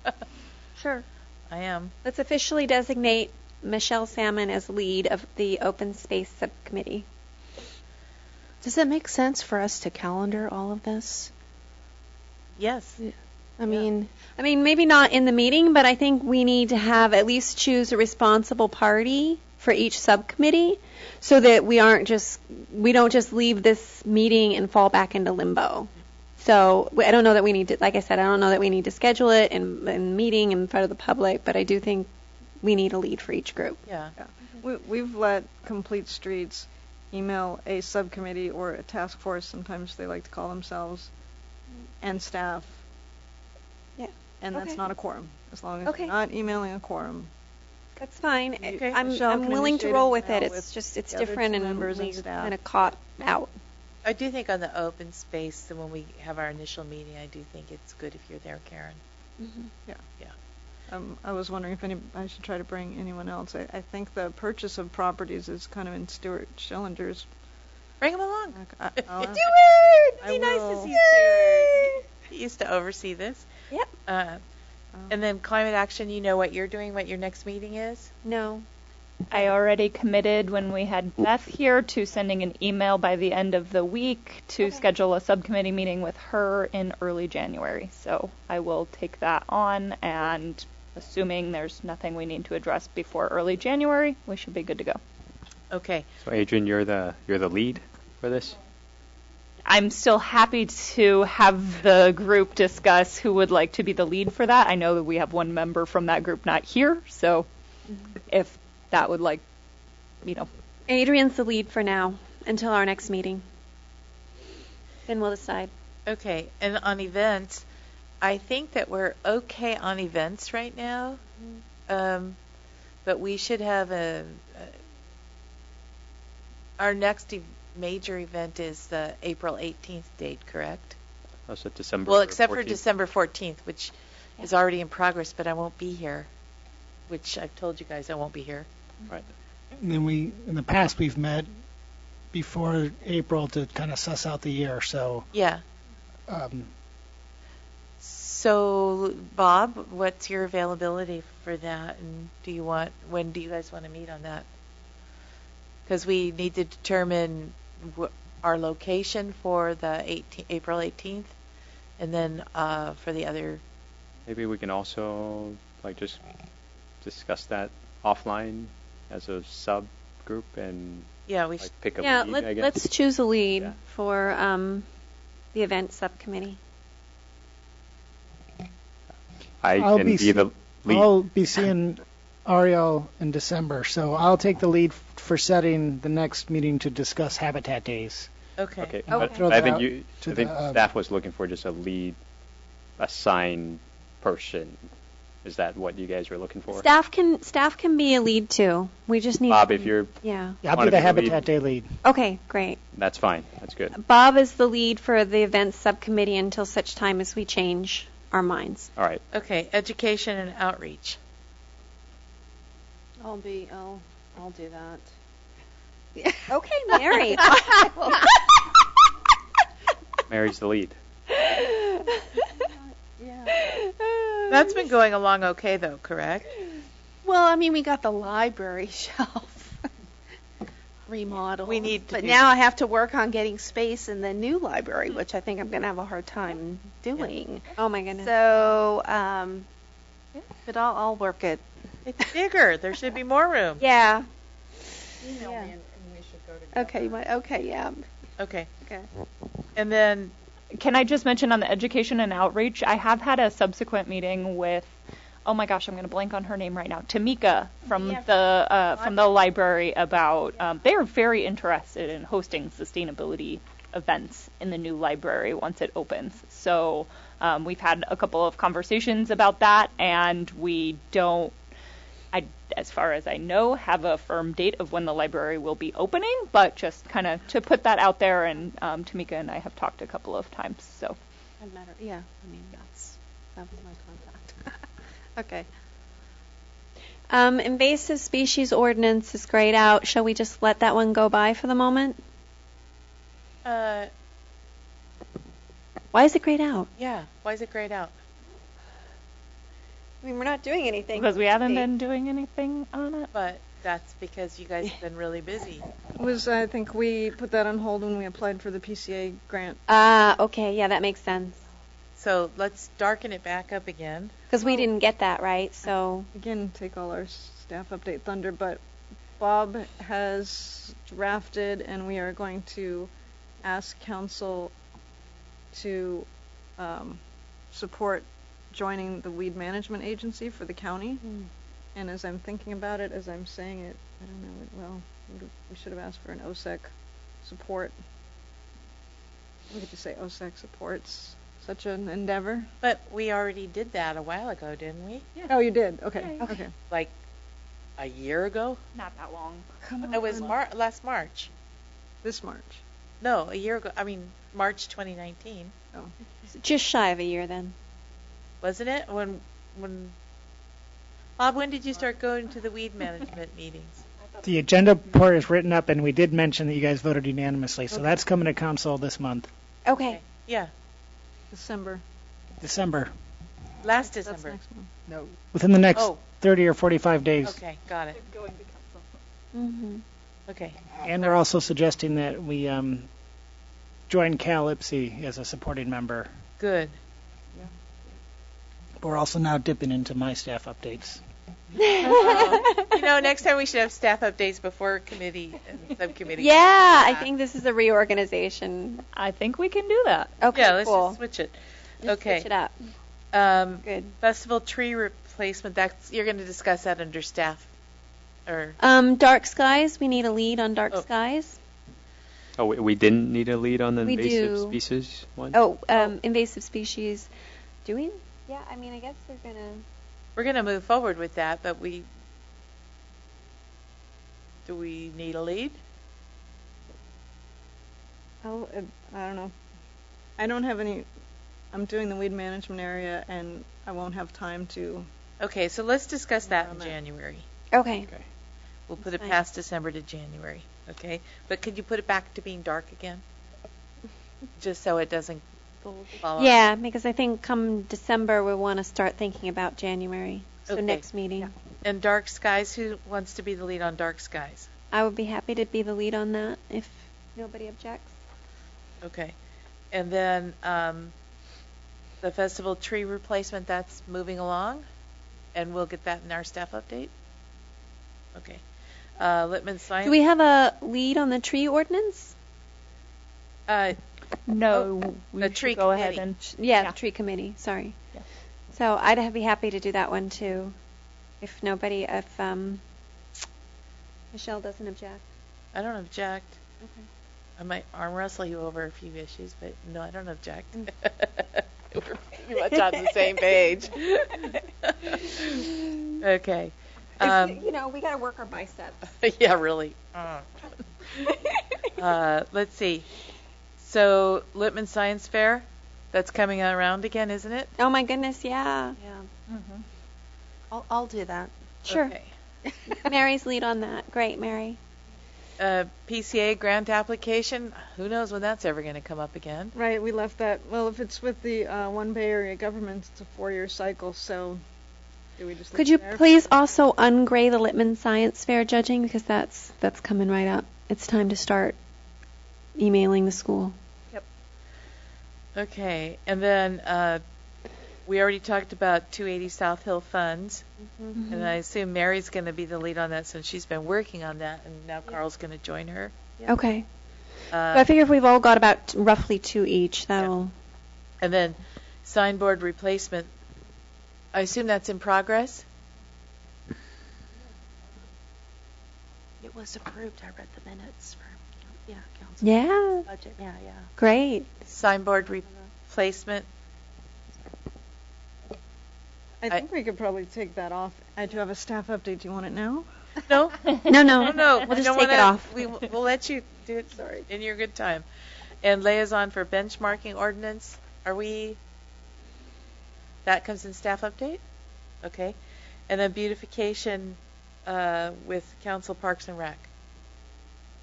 I would suggest, because that is a commission subcommittee, that staff should possibly take the lead on that Yeah, one. I don't think we would have a lead for that. I think we would let that be staff initiated. And there's Okay. just one person on that, correct? Yeah. Okay. Okay. Okay. Does that mean we get Okay, what's next? Calendar items? Is there anything on calendar items that we need to go over?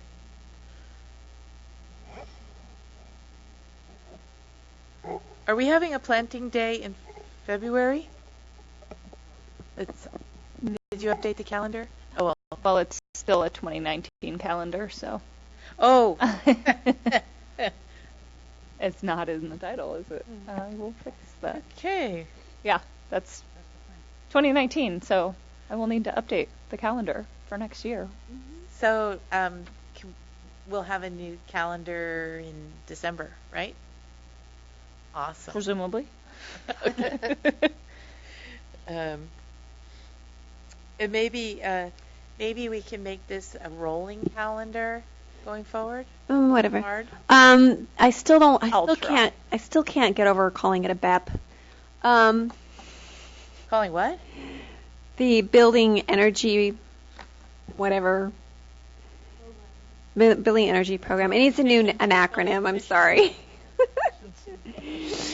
That is tomorrow. Going before council tomorrow, and I would strongly suggest that everybody come and cheer us on. Well, you just took my staff report thunder. Yes. Sorry. See, you just need to reorganize the agenda next month. So, and then I think that's it for calendar items at the moment, correct? Except Bob is going to make the announcement about really nice flyer, Bob. And that's not Cotoneaster, just so you know. I could tell it was holly. Toyon. Toyon. Well, that's, Toyon. God, you guys are funny tonight. No, but Cotoneaster and holly are both not native, so. Yeah. I know. Isn't there a native holly? No, I guess that's... I don't know, Never mind. I was worried that I was going to get some flack for a Cotoneaster-looking plant.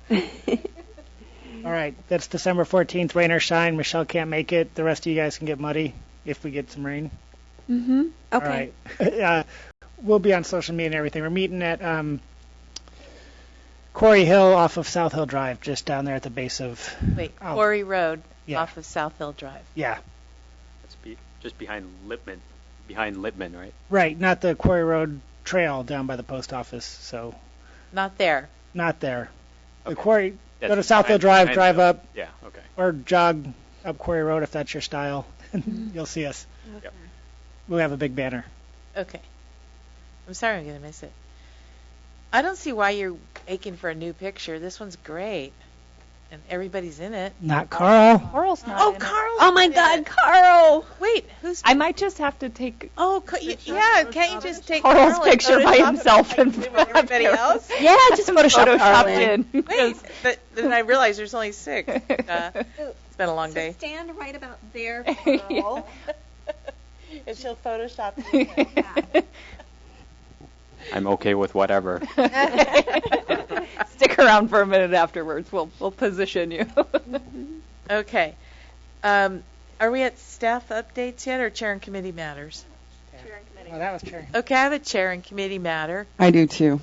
Oh, mine's a good one. You want it to be first, or you want to keep us in anticipation? I'll go first. Okay. This Saturday, November 23rd, is the native plant sale at San Bruno Mountain Watch's Mission Blue Nursery.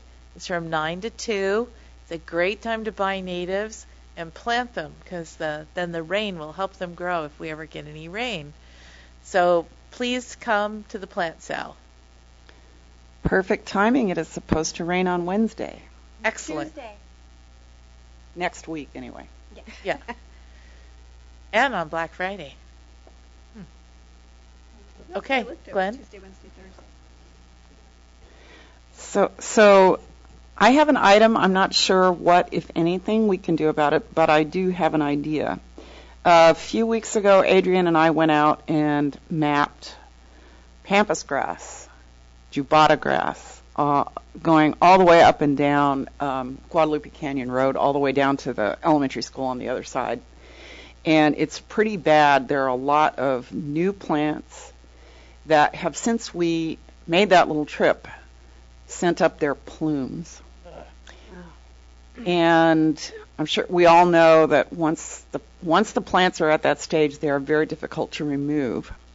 But my thought was that a lot of the plumes are pretty new. They haven't released their seeds yet, and that we might be able to get out there with some volunteers and cut the plumes and bag them and at least slow down the spread of the pampas grass. This is basically this is the city and county park I'm talking about. So it's not strictly within our purview, but it's kind of driving me crazy because I go up Guadalupe Canyon. I take Guadalupe Canyon Road to go to work. So I see them every day. Yeah. And I was thinking, it's a pretty long distance and it's pretty steep. So ideally we would have a car and maybe we could borrow some cones from the city for safety purposes, because you kind of want somebody creeping along, with the volunteer cutting the plumes in a car so that you could move around. Truck. Pardon? You mean to put them in a truck to get rid of the plumes? Or, Yeah. Yeah.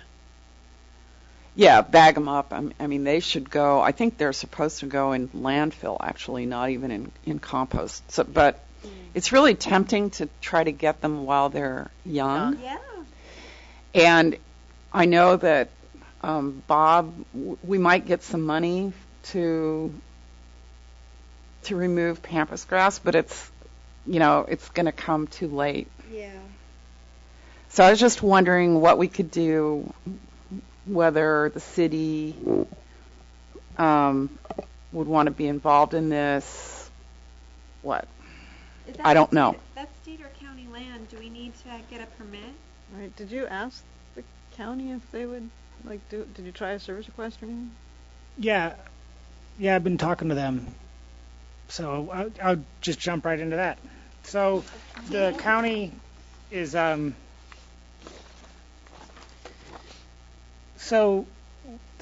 focusing on pampas grass. San Bruno Park isn't getting it first on the list. They've already just done $60,000 worth of removal in Pescadero and another 60 or so on Montero Mountain. So they have it prioritized. It's just San Bruno Mountain is third. So they're hoping to get to it by next fall. And so they can't use HCP funds because HCP funds have to be targeted at butterfly habitat. So it's got to come out of the general fund. But through the weed management area, they can still apply for grants as a park and not a habitat. So they had applied in the past for other.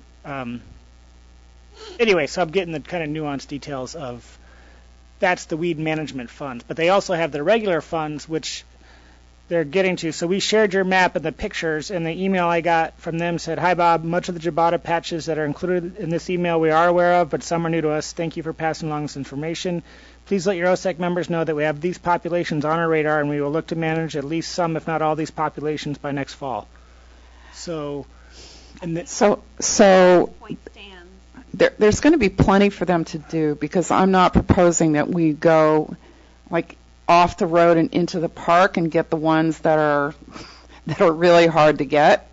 I'm just proposing that we cut the plumes off the ones that are right beside the road so that they don't multiply, as they will certainly do.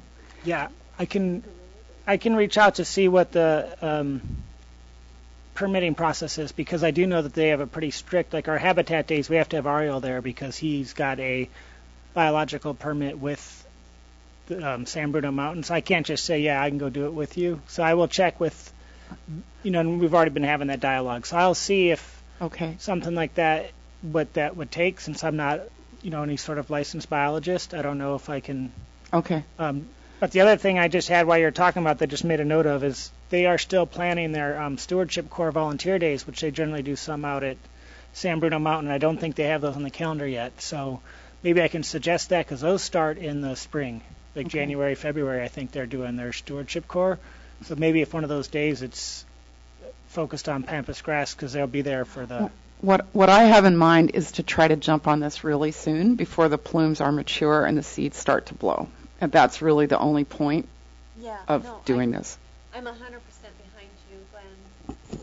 Sorry, I'm 100% behind Glenn. So maybe you could just let us know if they have any problem with us just like coming from the road and cutting just the plumes. He can't really ask that way. Okay. Because the answer will be no. Okay. Because that's the answer they have to give. Okay. So my what if suggestion we is just say that do it and ask permission later. great Sorry. that the weed Forgiveness. management agency is going to address this, and thanks for that, and anything else that somebody does outside of we have plausible deniability. Okay. This We see conversation that never happened. Okay. So I have This is part of the video. I have one other question related to pampas grass, and that is when Adrian and I went out, we went all the way down to the other side, and I showed her the humongous pampas grasses that are on the school grounds at 2 schools. One of them is pretty clearly a landscape plant, and some of them are just, I think they just didn't get taken out. I was wondering if we might be able to write to those schools and see if they would be willing to remove those plants, because I think that's how the pampas grass is spreading onto the mountain. The wind comes from the west and it blows the seeds up the hill.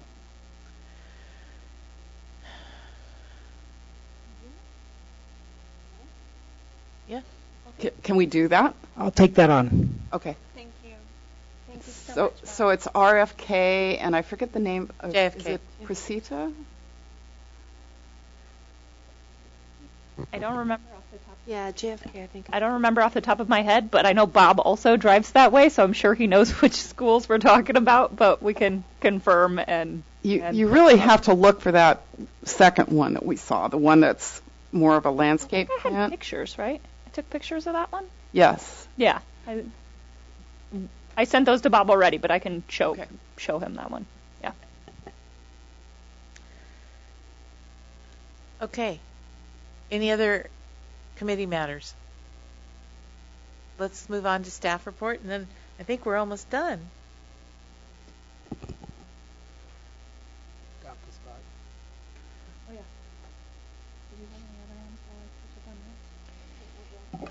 On the signboards, the e-ink manufacturer Digital View contacted staff last week. They're hoping to have a prototype by the end of this month. They got stalled trying to secure the best vendor for the damage-proof coating, but are moving along now. We're shooting for an early 2020 installation and unveiling of both. I guess that's the 2 e-ink signboards. Cool. If all goes well, the ink signboard will be installed in time to announce the library opening. Mm-hmm. Yeah. Both behind schedule. Anything else? I thought I had another, but go ahead. Okay, so I have a few fun ones. The last weed management area meeting, they were talking about the statewide Calypsy conference that they just had. I think it was in San Diego, and there was a short presentation about weed management areas, and they used our Picnic in the Weeds logo for the cover slide. Oh, And cool. the San Mateo County chapter is the model chapter for the state weed management areas. And the head of Calypsy was at the weed management meeting, and he just said that before we joined, they're the only weed management area that stayed together when they lost funding and met regularly and never slowed down. So they were kind of using that as a model to share with the rest of the state and how it could work. And so the Calypsy was lobbying, and they're the ones that helped secure the initial $2 million funding, which is now $3 million a year of funding. And so it's good that San Mateo County is in such good standing as this develops. And so the CDFA, which is the California Department of Food and Agriculture, they're hiring 3 new full-time positions for invasive species. They're hiring a coordinator, a mapping expert, and a grants administrator to start dispersing the funds. So it definitely doesn't seem like it's going to be going away anytime soon. The 2020 funding will be released on July 1st. And then that, the they're going to change it up. I guess last time it was like first come, first serve, and so maybe there's going to be maybe a longer review process moving forward. But with these new positions, I think that first batch of funding was like, here's some money, we may get some, may not. So every county is going to get a minimum of $20,000 that has to be used for invasive species, and then you'll apply for the rest. So as we move forward within Brisbane city limits, if there's a specific project, because I mentioned at the weed management area the pampas grass, and I contacted Nancy, and they were saying there's multiple agencies working on it countywide, so it's already kind of on the radar. So if you guys have any other ideas, you can let me know, and we can develop it and see, if not this July, maybe next July if we have a good idea. Broom and ivy. Yeah. Okay, the ivy. They're introducing. I didn't take the best notes for this. Scott Portman, who works with a federal or state agency. He's a PhD in WRRC, USDA ARS. I guess it's USDA. So they are doing. They've released the gallfly from South Africa, I think, for Cape Ivy, because they released that, I think, in Half Moon Bay is one of the 10 spots. And then the fly population has established itself in 5 locations. And that goes into the bulb on the end of the ivy, and that's where it lays its eggs. And they've done the test. I guess what they do is they take all the natives from the area and they release the gallfly.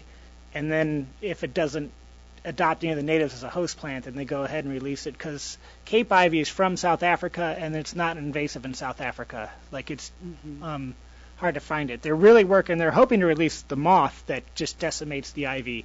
And they're going through the testing now, and the moth has not eaten any of the other native plants. So I thought that was interesting, but he presented. So go ahead. Now, is the moth for English ivy? This was Cape Ivy. So they didn't, but he specifically was just saying that they've gotten to the point where, and everybody there thought it was a great idea. With the gallfly has already been released, and it's on the second year, and it's established itself in 5 of the locations. But the moth looks like that's the one that does the kind of removal. So anyway, that was just interesting, and I will definitely keep our ears to the ground if it works on English ivy or not. Probably not. It's really different. Yeah, but I just hadn't heard of that. So that was new and interesting. And then the other one, the picture that's on the projector right now, was the Conservation Land Network, and they just released. Are any of you familiar with the Conservation Land Network?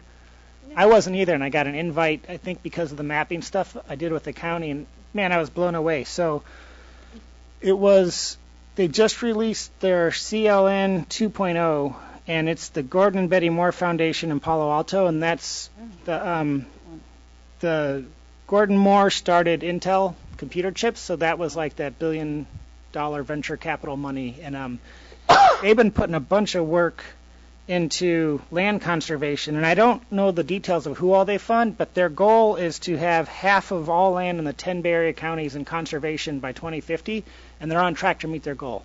And so they've spent $378 million in the past 10 years on 700 habitat projects. So they said it's hard to drive 10 miles in the 10 Bay Area counties without driving past one of their projects. So they fund the Coastal Conservancy, and they fund other big agencies like Mid, Penn, or Post. They didn't go into who all they're funding. Like everyone else there seemed to know who they were already.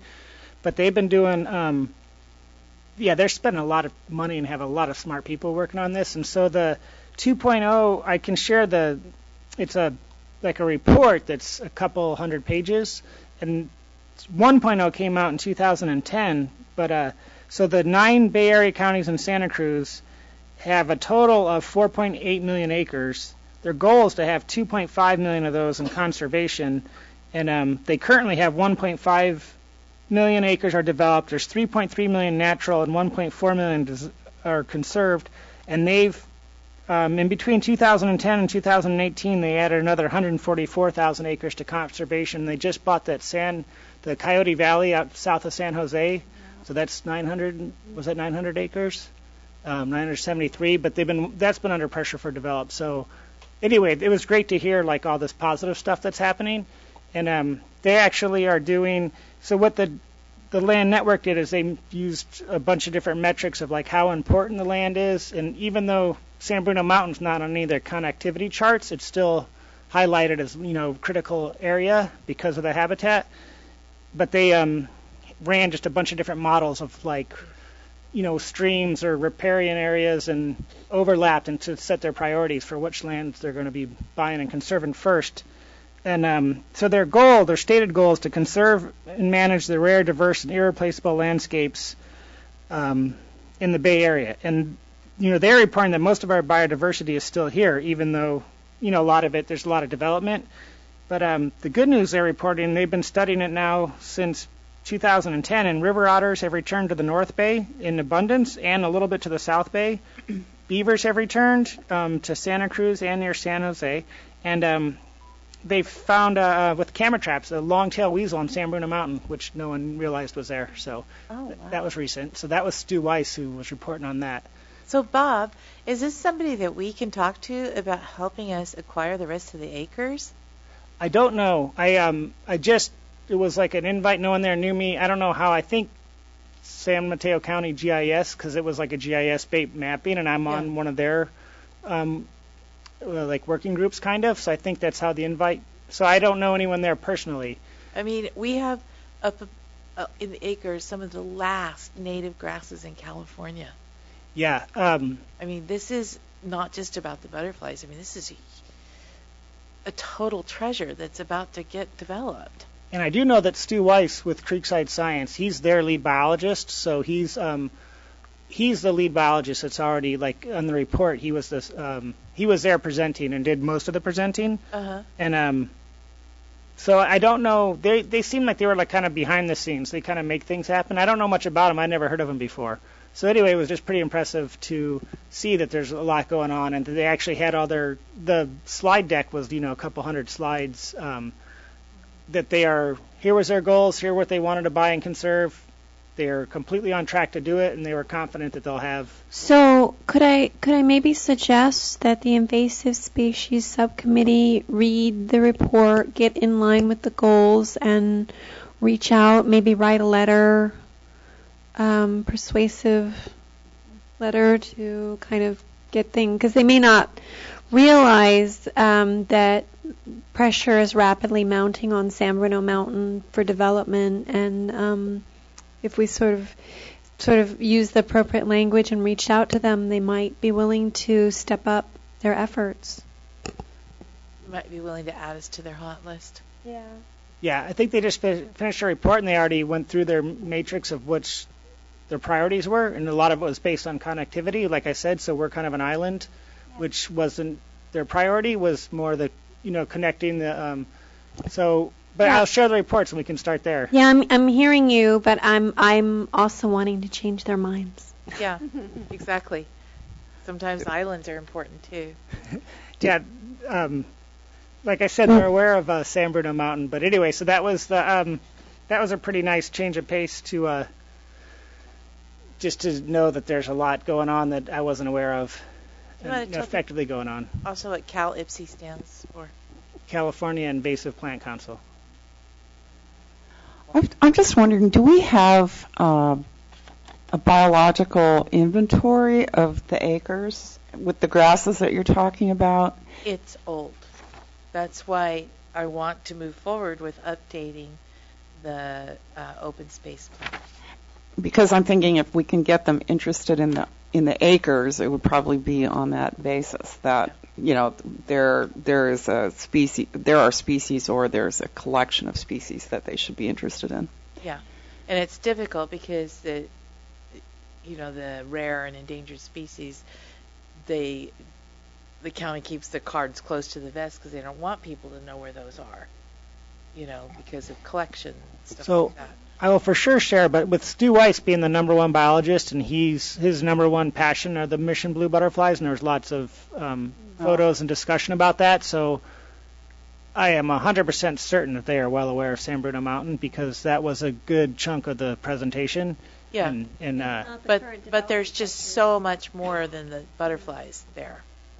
Yeah, they had a broad scope. I'm just kind of giving you the very, very condensed versions, but I will share for sure the link in the. I'll email that out to the group. The link in the. It's It's a lot to sift through. You could spend a weekend probably looking at their website. Yeah. Okay. Cool. One other question, Bob. Have you heard anything about fennel in any of your invasive species or your weed management area meetings? It is on the list. It's just horrible. That's why I'm asking. No, it's definitely in the top 20. No, the last one they were talking about was stinkwort. That's the big focus right now because it spreads down road corridors, so they're trying to.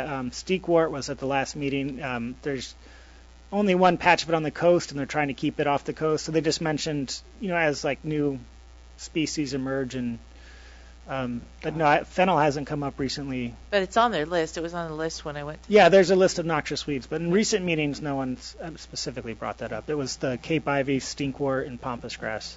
Okay. And just out of my ignorance, the Jabata pampas, is that like a street name, scientific name, or just similar? Scientific name, but it was called pampas grass, and that's like a common thing that people call it, but it is Jabata grass. Okay. It's the same thing. That's what I thought, but all right, thanks. And there's something else that's also called pampas grass. It's not Jabata, but that's not what we're talking about. And the last one of interest, there's a flower on the bluffs in Moss Beach, and the only place in the world it grows is on this. It's about the size of that rolling desk. It's the only known spot in the world for that species of flower. So they had a picture of that. They were like, "This is it. If you want to see this flower, they've never seen anywhere else. It's on one surrounded by ice plant on the bluff on Moss Beach. And don't get near it. Don't step on it. They don't even have a fence around it. It's just right on the side of the road. I think somebody at least go out and put a couple flags around it. Don't weed whack. Yeah. Anyway. Be sure they don't hire whoever does the weed whacking for the city of Brisbane. No kidding. Okay, anything else on the staff report? Was the festival tree update, Yeah, okay. So we are seeing how it's going to be funded and whether informing council about what we want to do and making sure they're on board and whether we need to officially get funding or not, because the electrical service panel has to be moved, the brush removed, and the planting is around $20,000 for all of it. So Ouch. That's Okay. just requested that. Okay. Still hoping that we plant it before the end of the year. This is a good time to plant. Yeah. And anything else? Turn my mic back on. So Barbara mentioned the building efficiency program, which I'm calling BBEEP, Brisbane Building Efficiency Program. I know that's only one E, but I'm still going with BBEEP, Roadrunner style. Is on the council agenda tomorrow, as are REACH codes. They were on the agenda a couple weeks ago, and after discussion, they asked for more information, so those will be coming back tomorrow. You guys actually had also asked last month about an update on the Adopt-A-Spot stations, so I talked with Keegan about that, and they were installed at 5 locations: San Bruno Avenue at the lower BES field, lower Bicentennial Walkway, the Ad Hoc Skate Park, South Hill near Shanqi, and Costaños Canyon. They are still considering adding one at the marina. They're emptied about once a week. They are used some, but, Keegan's opinion was they haven't necessarily made as big of an impact as we maybe had hoped. We haven't done any publicity either. Yeah. They've been very static. Have we? No. I haven't seen anything. And Yeah, I think we had something in the Star, like right when they first came out, but it might be a good idea for us to resend something, remind folks about that. Obviously, if you guys don't remember it, it wasn't very impactful. Yeah, I'm like, what? I think I have something in the Star like almost every single month, at least one thing, so it's hard for me to remember and keep track. But speaking of which, my article in the Star, the upcoming Star, is going to be a significant article about the climate benefits of electrification. So do check that out. Bob's report inspired me, and I just added this to my list right now, so I don't have a whole lot of notes on it or much to say, but the Resource Conservation District recently completed a major restoration project down in Pescadero. I'm not sure how many of you guys might be familiar with the Butano Creek or Butano Channel. There's been a lot of habitat problems, sedimentation, flooding of Pescadero Road and the community there. It's been an ongoing, really big problem for a really long time, and it was like a federal, state, county, numerous different partners had to come together, and they finally completed this like $9 million project this summer. I was supposed to go on a tour, and then it got canceled because it was when the power shutoffs and high winds were happening. So hopefully they're rescheduling that. But the executive director there was really excited about it. They found more fish in the creek when they were moving species doing the project than they had expected. And there are very positive signs about steelhead coming back to that area. So that was a pretty exciting habitat, hopeful success. And then I have also, just a couple weeks ago, went to the first meeting of a climate and housing task force with the city manager and councilmember Lentz. So I will be continuing on that. They're kind of looking at the overlap between those areas, and sometimes climate issues get used against housing and vice versa, and so there's a kind of small group talking about the intersection of those issues. And then there's also the San Mateo County Climate Ready Collaborative, which has been meeting most of this year, and I've been participating in, has now spun off into some task forces. So I went to an initial meeting, which was actually a joint task force meeting of pretty much all of the task forces, but kind of an interesting approach. But I'll be continuing with a sea level rise task force. Recommended that somebody from our fire department join the wildfire task force. And one of the big projects that they've been working on is a climate impacts viewer. We got to see a beta version at that meeting. It looks pretty cool. It's really much more meant for community members and kind of understanding the climate impacts on an individual level than necessarily a city planning kind of tool, but it looks like it could have some benefit for that as well. So I'm hopeful to be able to, I think we could just show you at the CAP subcommittee meeting, and then I think they're expecting to kind of finalize that early next year and have a public link that we would certainly share and encourage folks to share as well. Sounds like a great thing to have at this gathering. Yeah, I'm going to have to check on the timing. Hopefully it'll be ready. It sounds like it probably will, depending on how all the timing comes together, but yeah, very cool. And then I believe this is my last thing. Just wanted to note, I've gotten lots of emails or text messages or things from various committee members recently about adding items to the agenda. So just kind of friendly reminder of how items should be added to the agenda, or through your chairing committee member matters and a committee discussion, or through the chair. So Michelle, you are certainly welcome to email me suggestions, and committee members are welcome to individually suggest them to you if they think of something in between meetings. But I'm going to suggest that they need to be in by a week before the meeting, because I'm not always going to be able to be responsive to 11 p.m. the day before the posting has to go up. Sorry.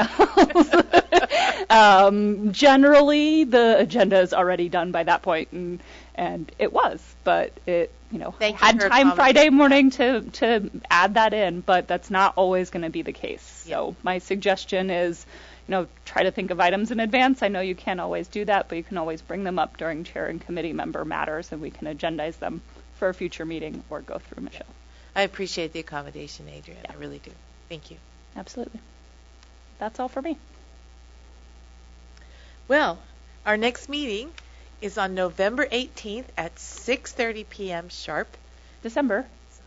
I said December, didn't I? Nope. November. Okay, well, time's just moving right along. December 18th at 6:30 p.m. And I move we adjourn. Oh. Sure. Would you like to? Oh, yeah. It's usually at the very, very beginning. So go ahead. Come on up. Please. So please, You're welcome. state your name. So I'm Radu. I live with my family. Saw my kids. I'm sorry they're kind of. Oh no, they were fine. We enjoy squirrels. Anyway, they go to Brisbane Elementary. So like I was saying, I live with my family in the Lower Acres, and I'm assuming you're aware about the planned development, but I just want to confirm. Is the committee aware what's going on here? I'm aware, and Michelle's aware. I'm not sure that everybody on the committee is aware. Are you speaking about the 4070 Bayshore Boulevard project? No. 26 no. condo? Okay. Which project are you talking So I'll just try to read the letter. So it's a little bit. This is the acres. Acres. So plan lines for rights of way, PL-1-19, extending from Kings Road through 450 Kings Road, 88 Beatrice, Yes. Brisbane Acres. Yes. Okay. Yeah. I've heard a lot of great discussions here. I really appreciate what you guys do. This is, to me, and then the way it was brought up by the city, it's a huge concern.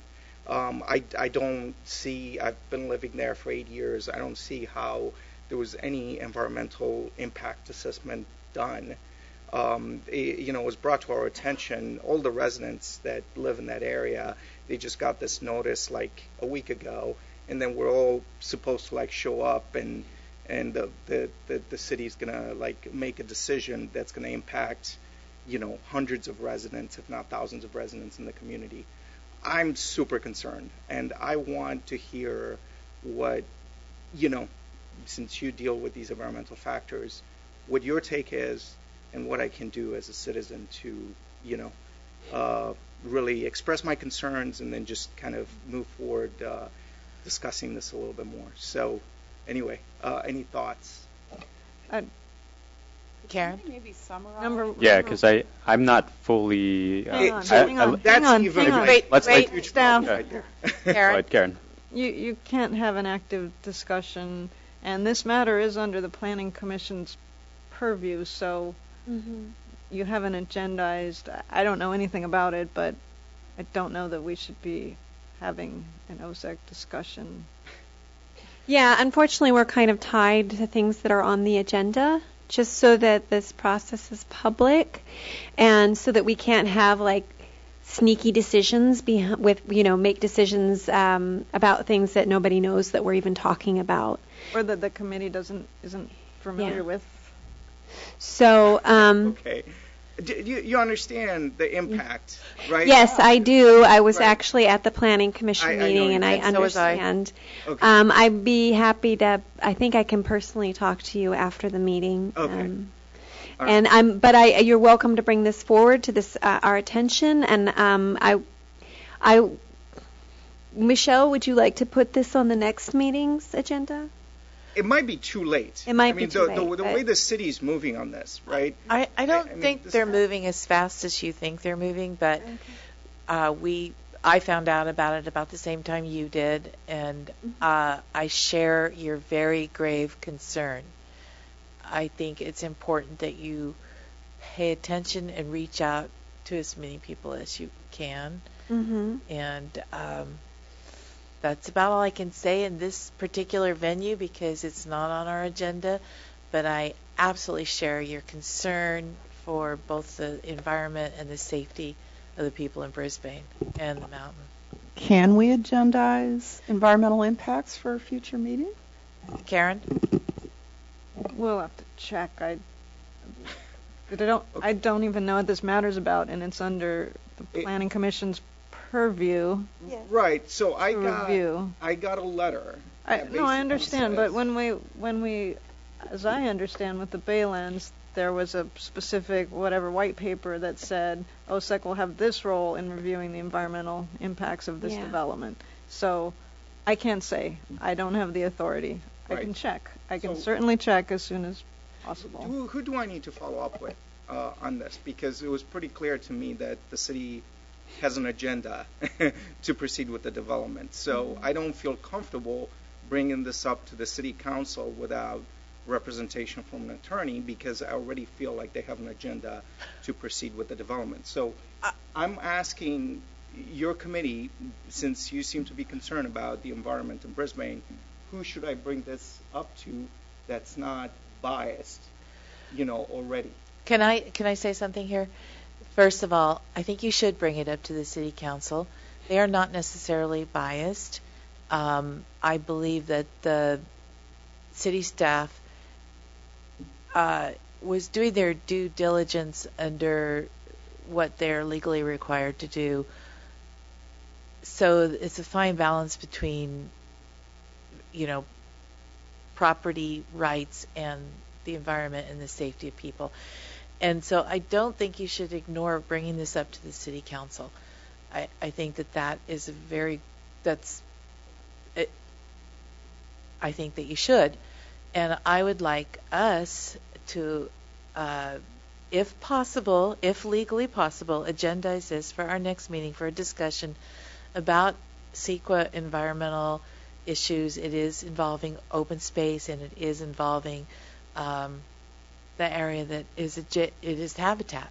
Mm-hmm. So I do think that if we can agendize it, it really should come somewhat under our I think we can agendize it. We may just have to be limited to what aspects of it we discuss. And I do think that you should speak directly with each and every member of the city council and planning commission. Right. And do not think that they are biased, and do not think that they have a preset agenda. Okay. Give them the honor of letting them have an open mind on this. I think it's very important that they hear how you feel and the dangers. One of the council persons actually attended the meeting as well to hear. I was really just the process that was brought about. I feel your pain. Would you like to come up here, miss? So I really appreciate you coming and sitting through our meeting. It is of grave concern for us. I think individually. I appreciate that. And as a committee, we will find out from our staff advisors of what level we're able to participate in a public forum on this. Yes. So thank you for bringing it forth. Thank you for that. And please talk to. There's a council meeting tomorrow night. You can speak at Oral Communications. Yes.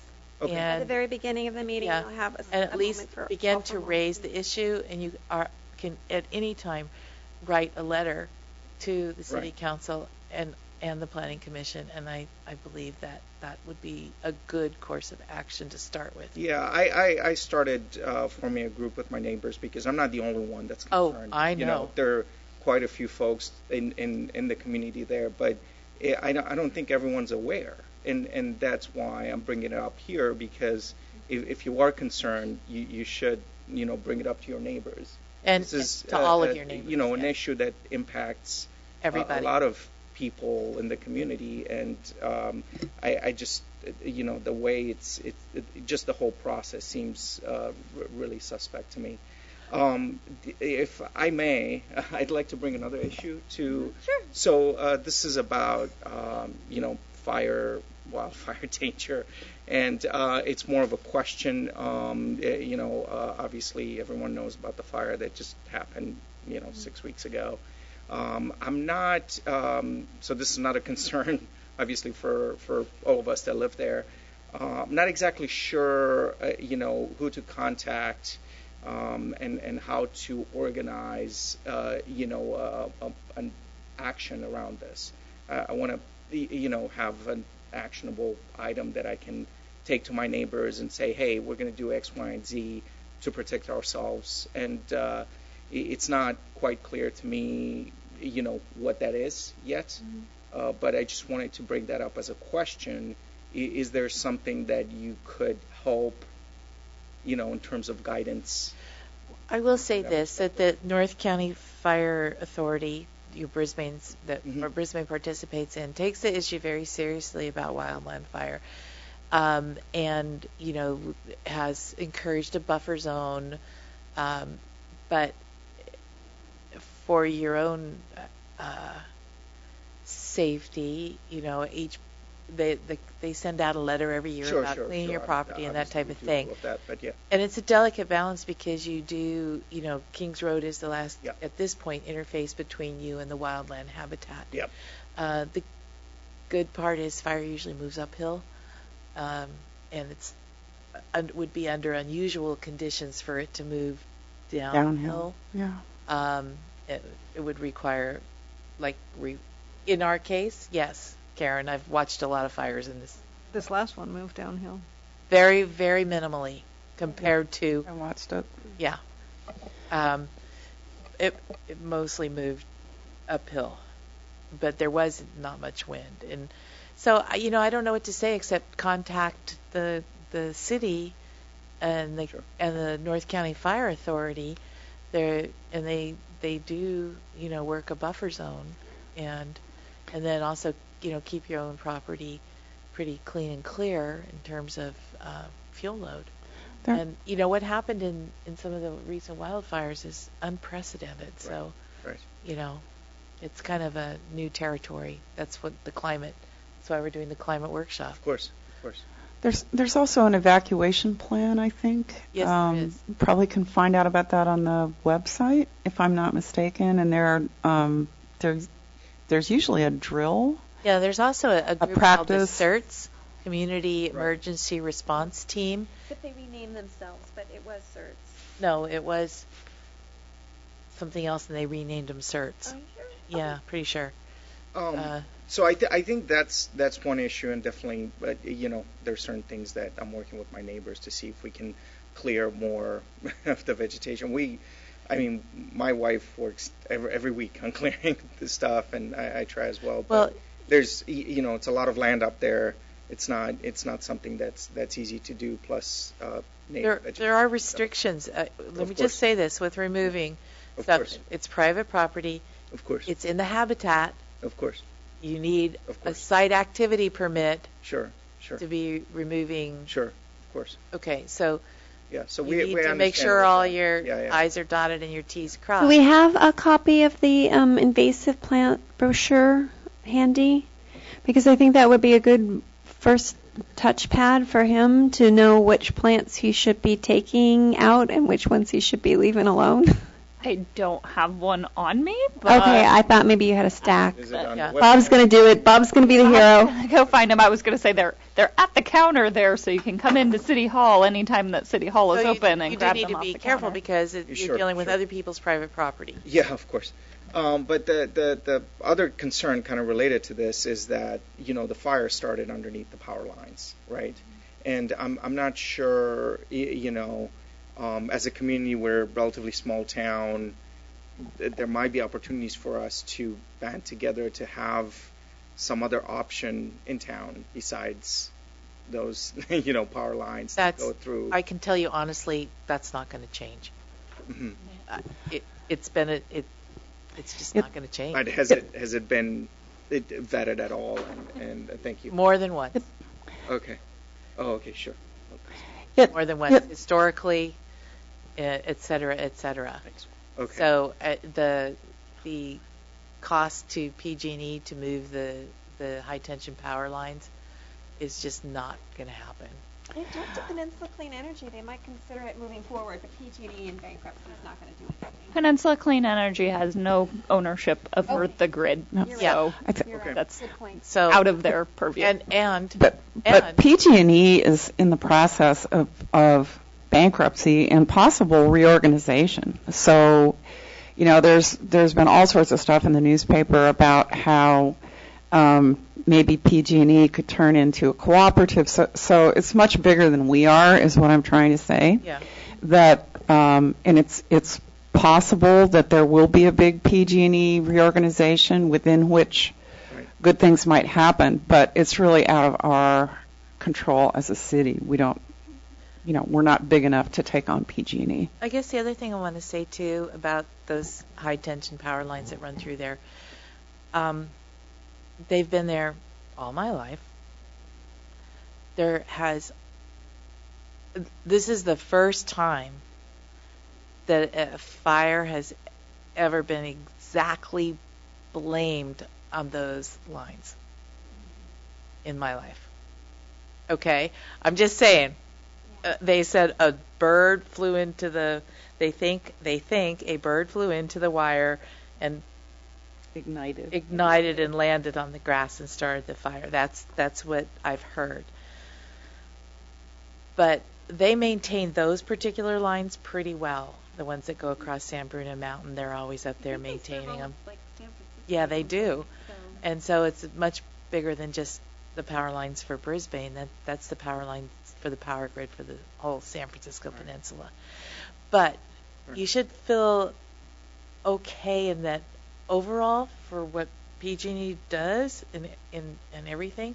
Those are pretty damn safe, and they've had, knock on wood, almost no problems ever in all this time. So that it's less, I don't know if that gives you any comfort whatsoever at all, but that was a very unusual circumstances, like so unusual it's almost unbelievable.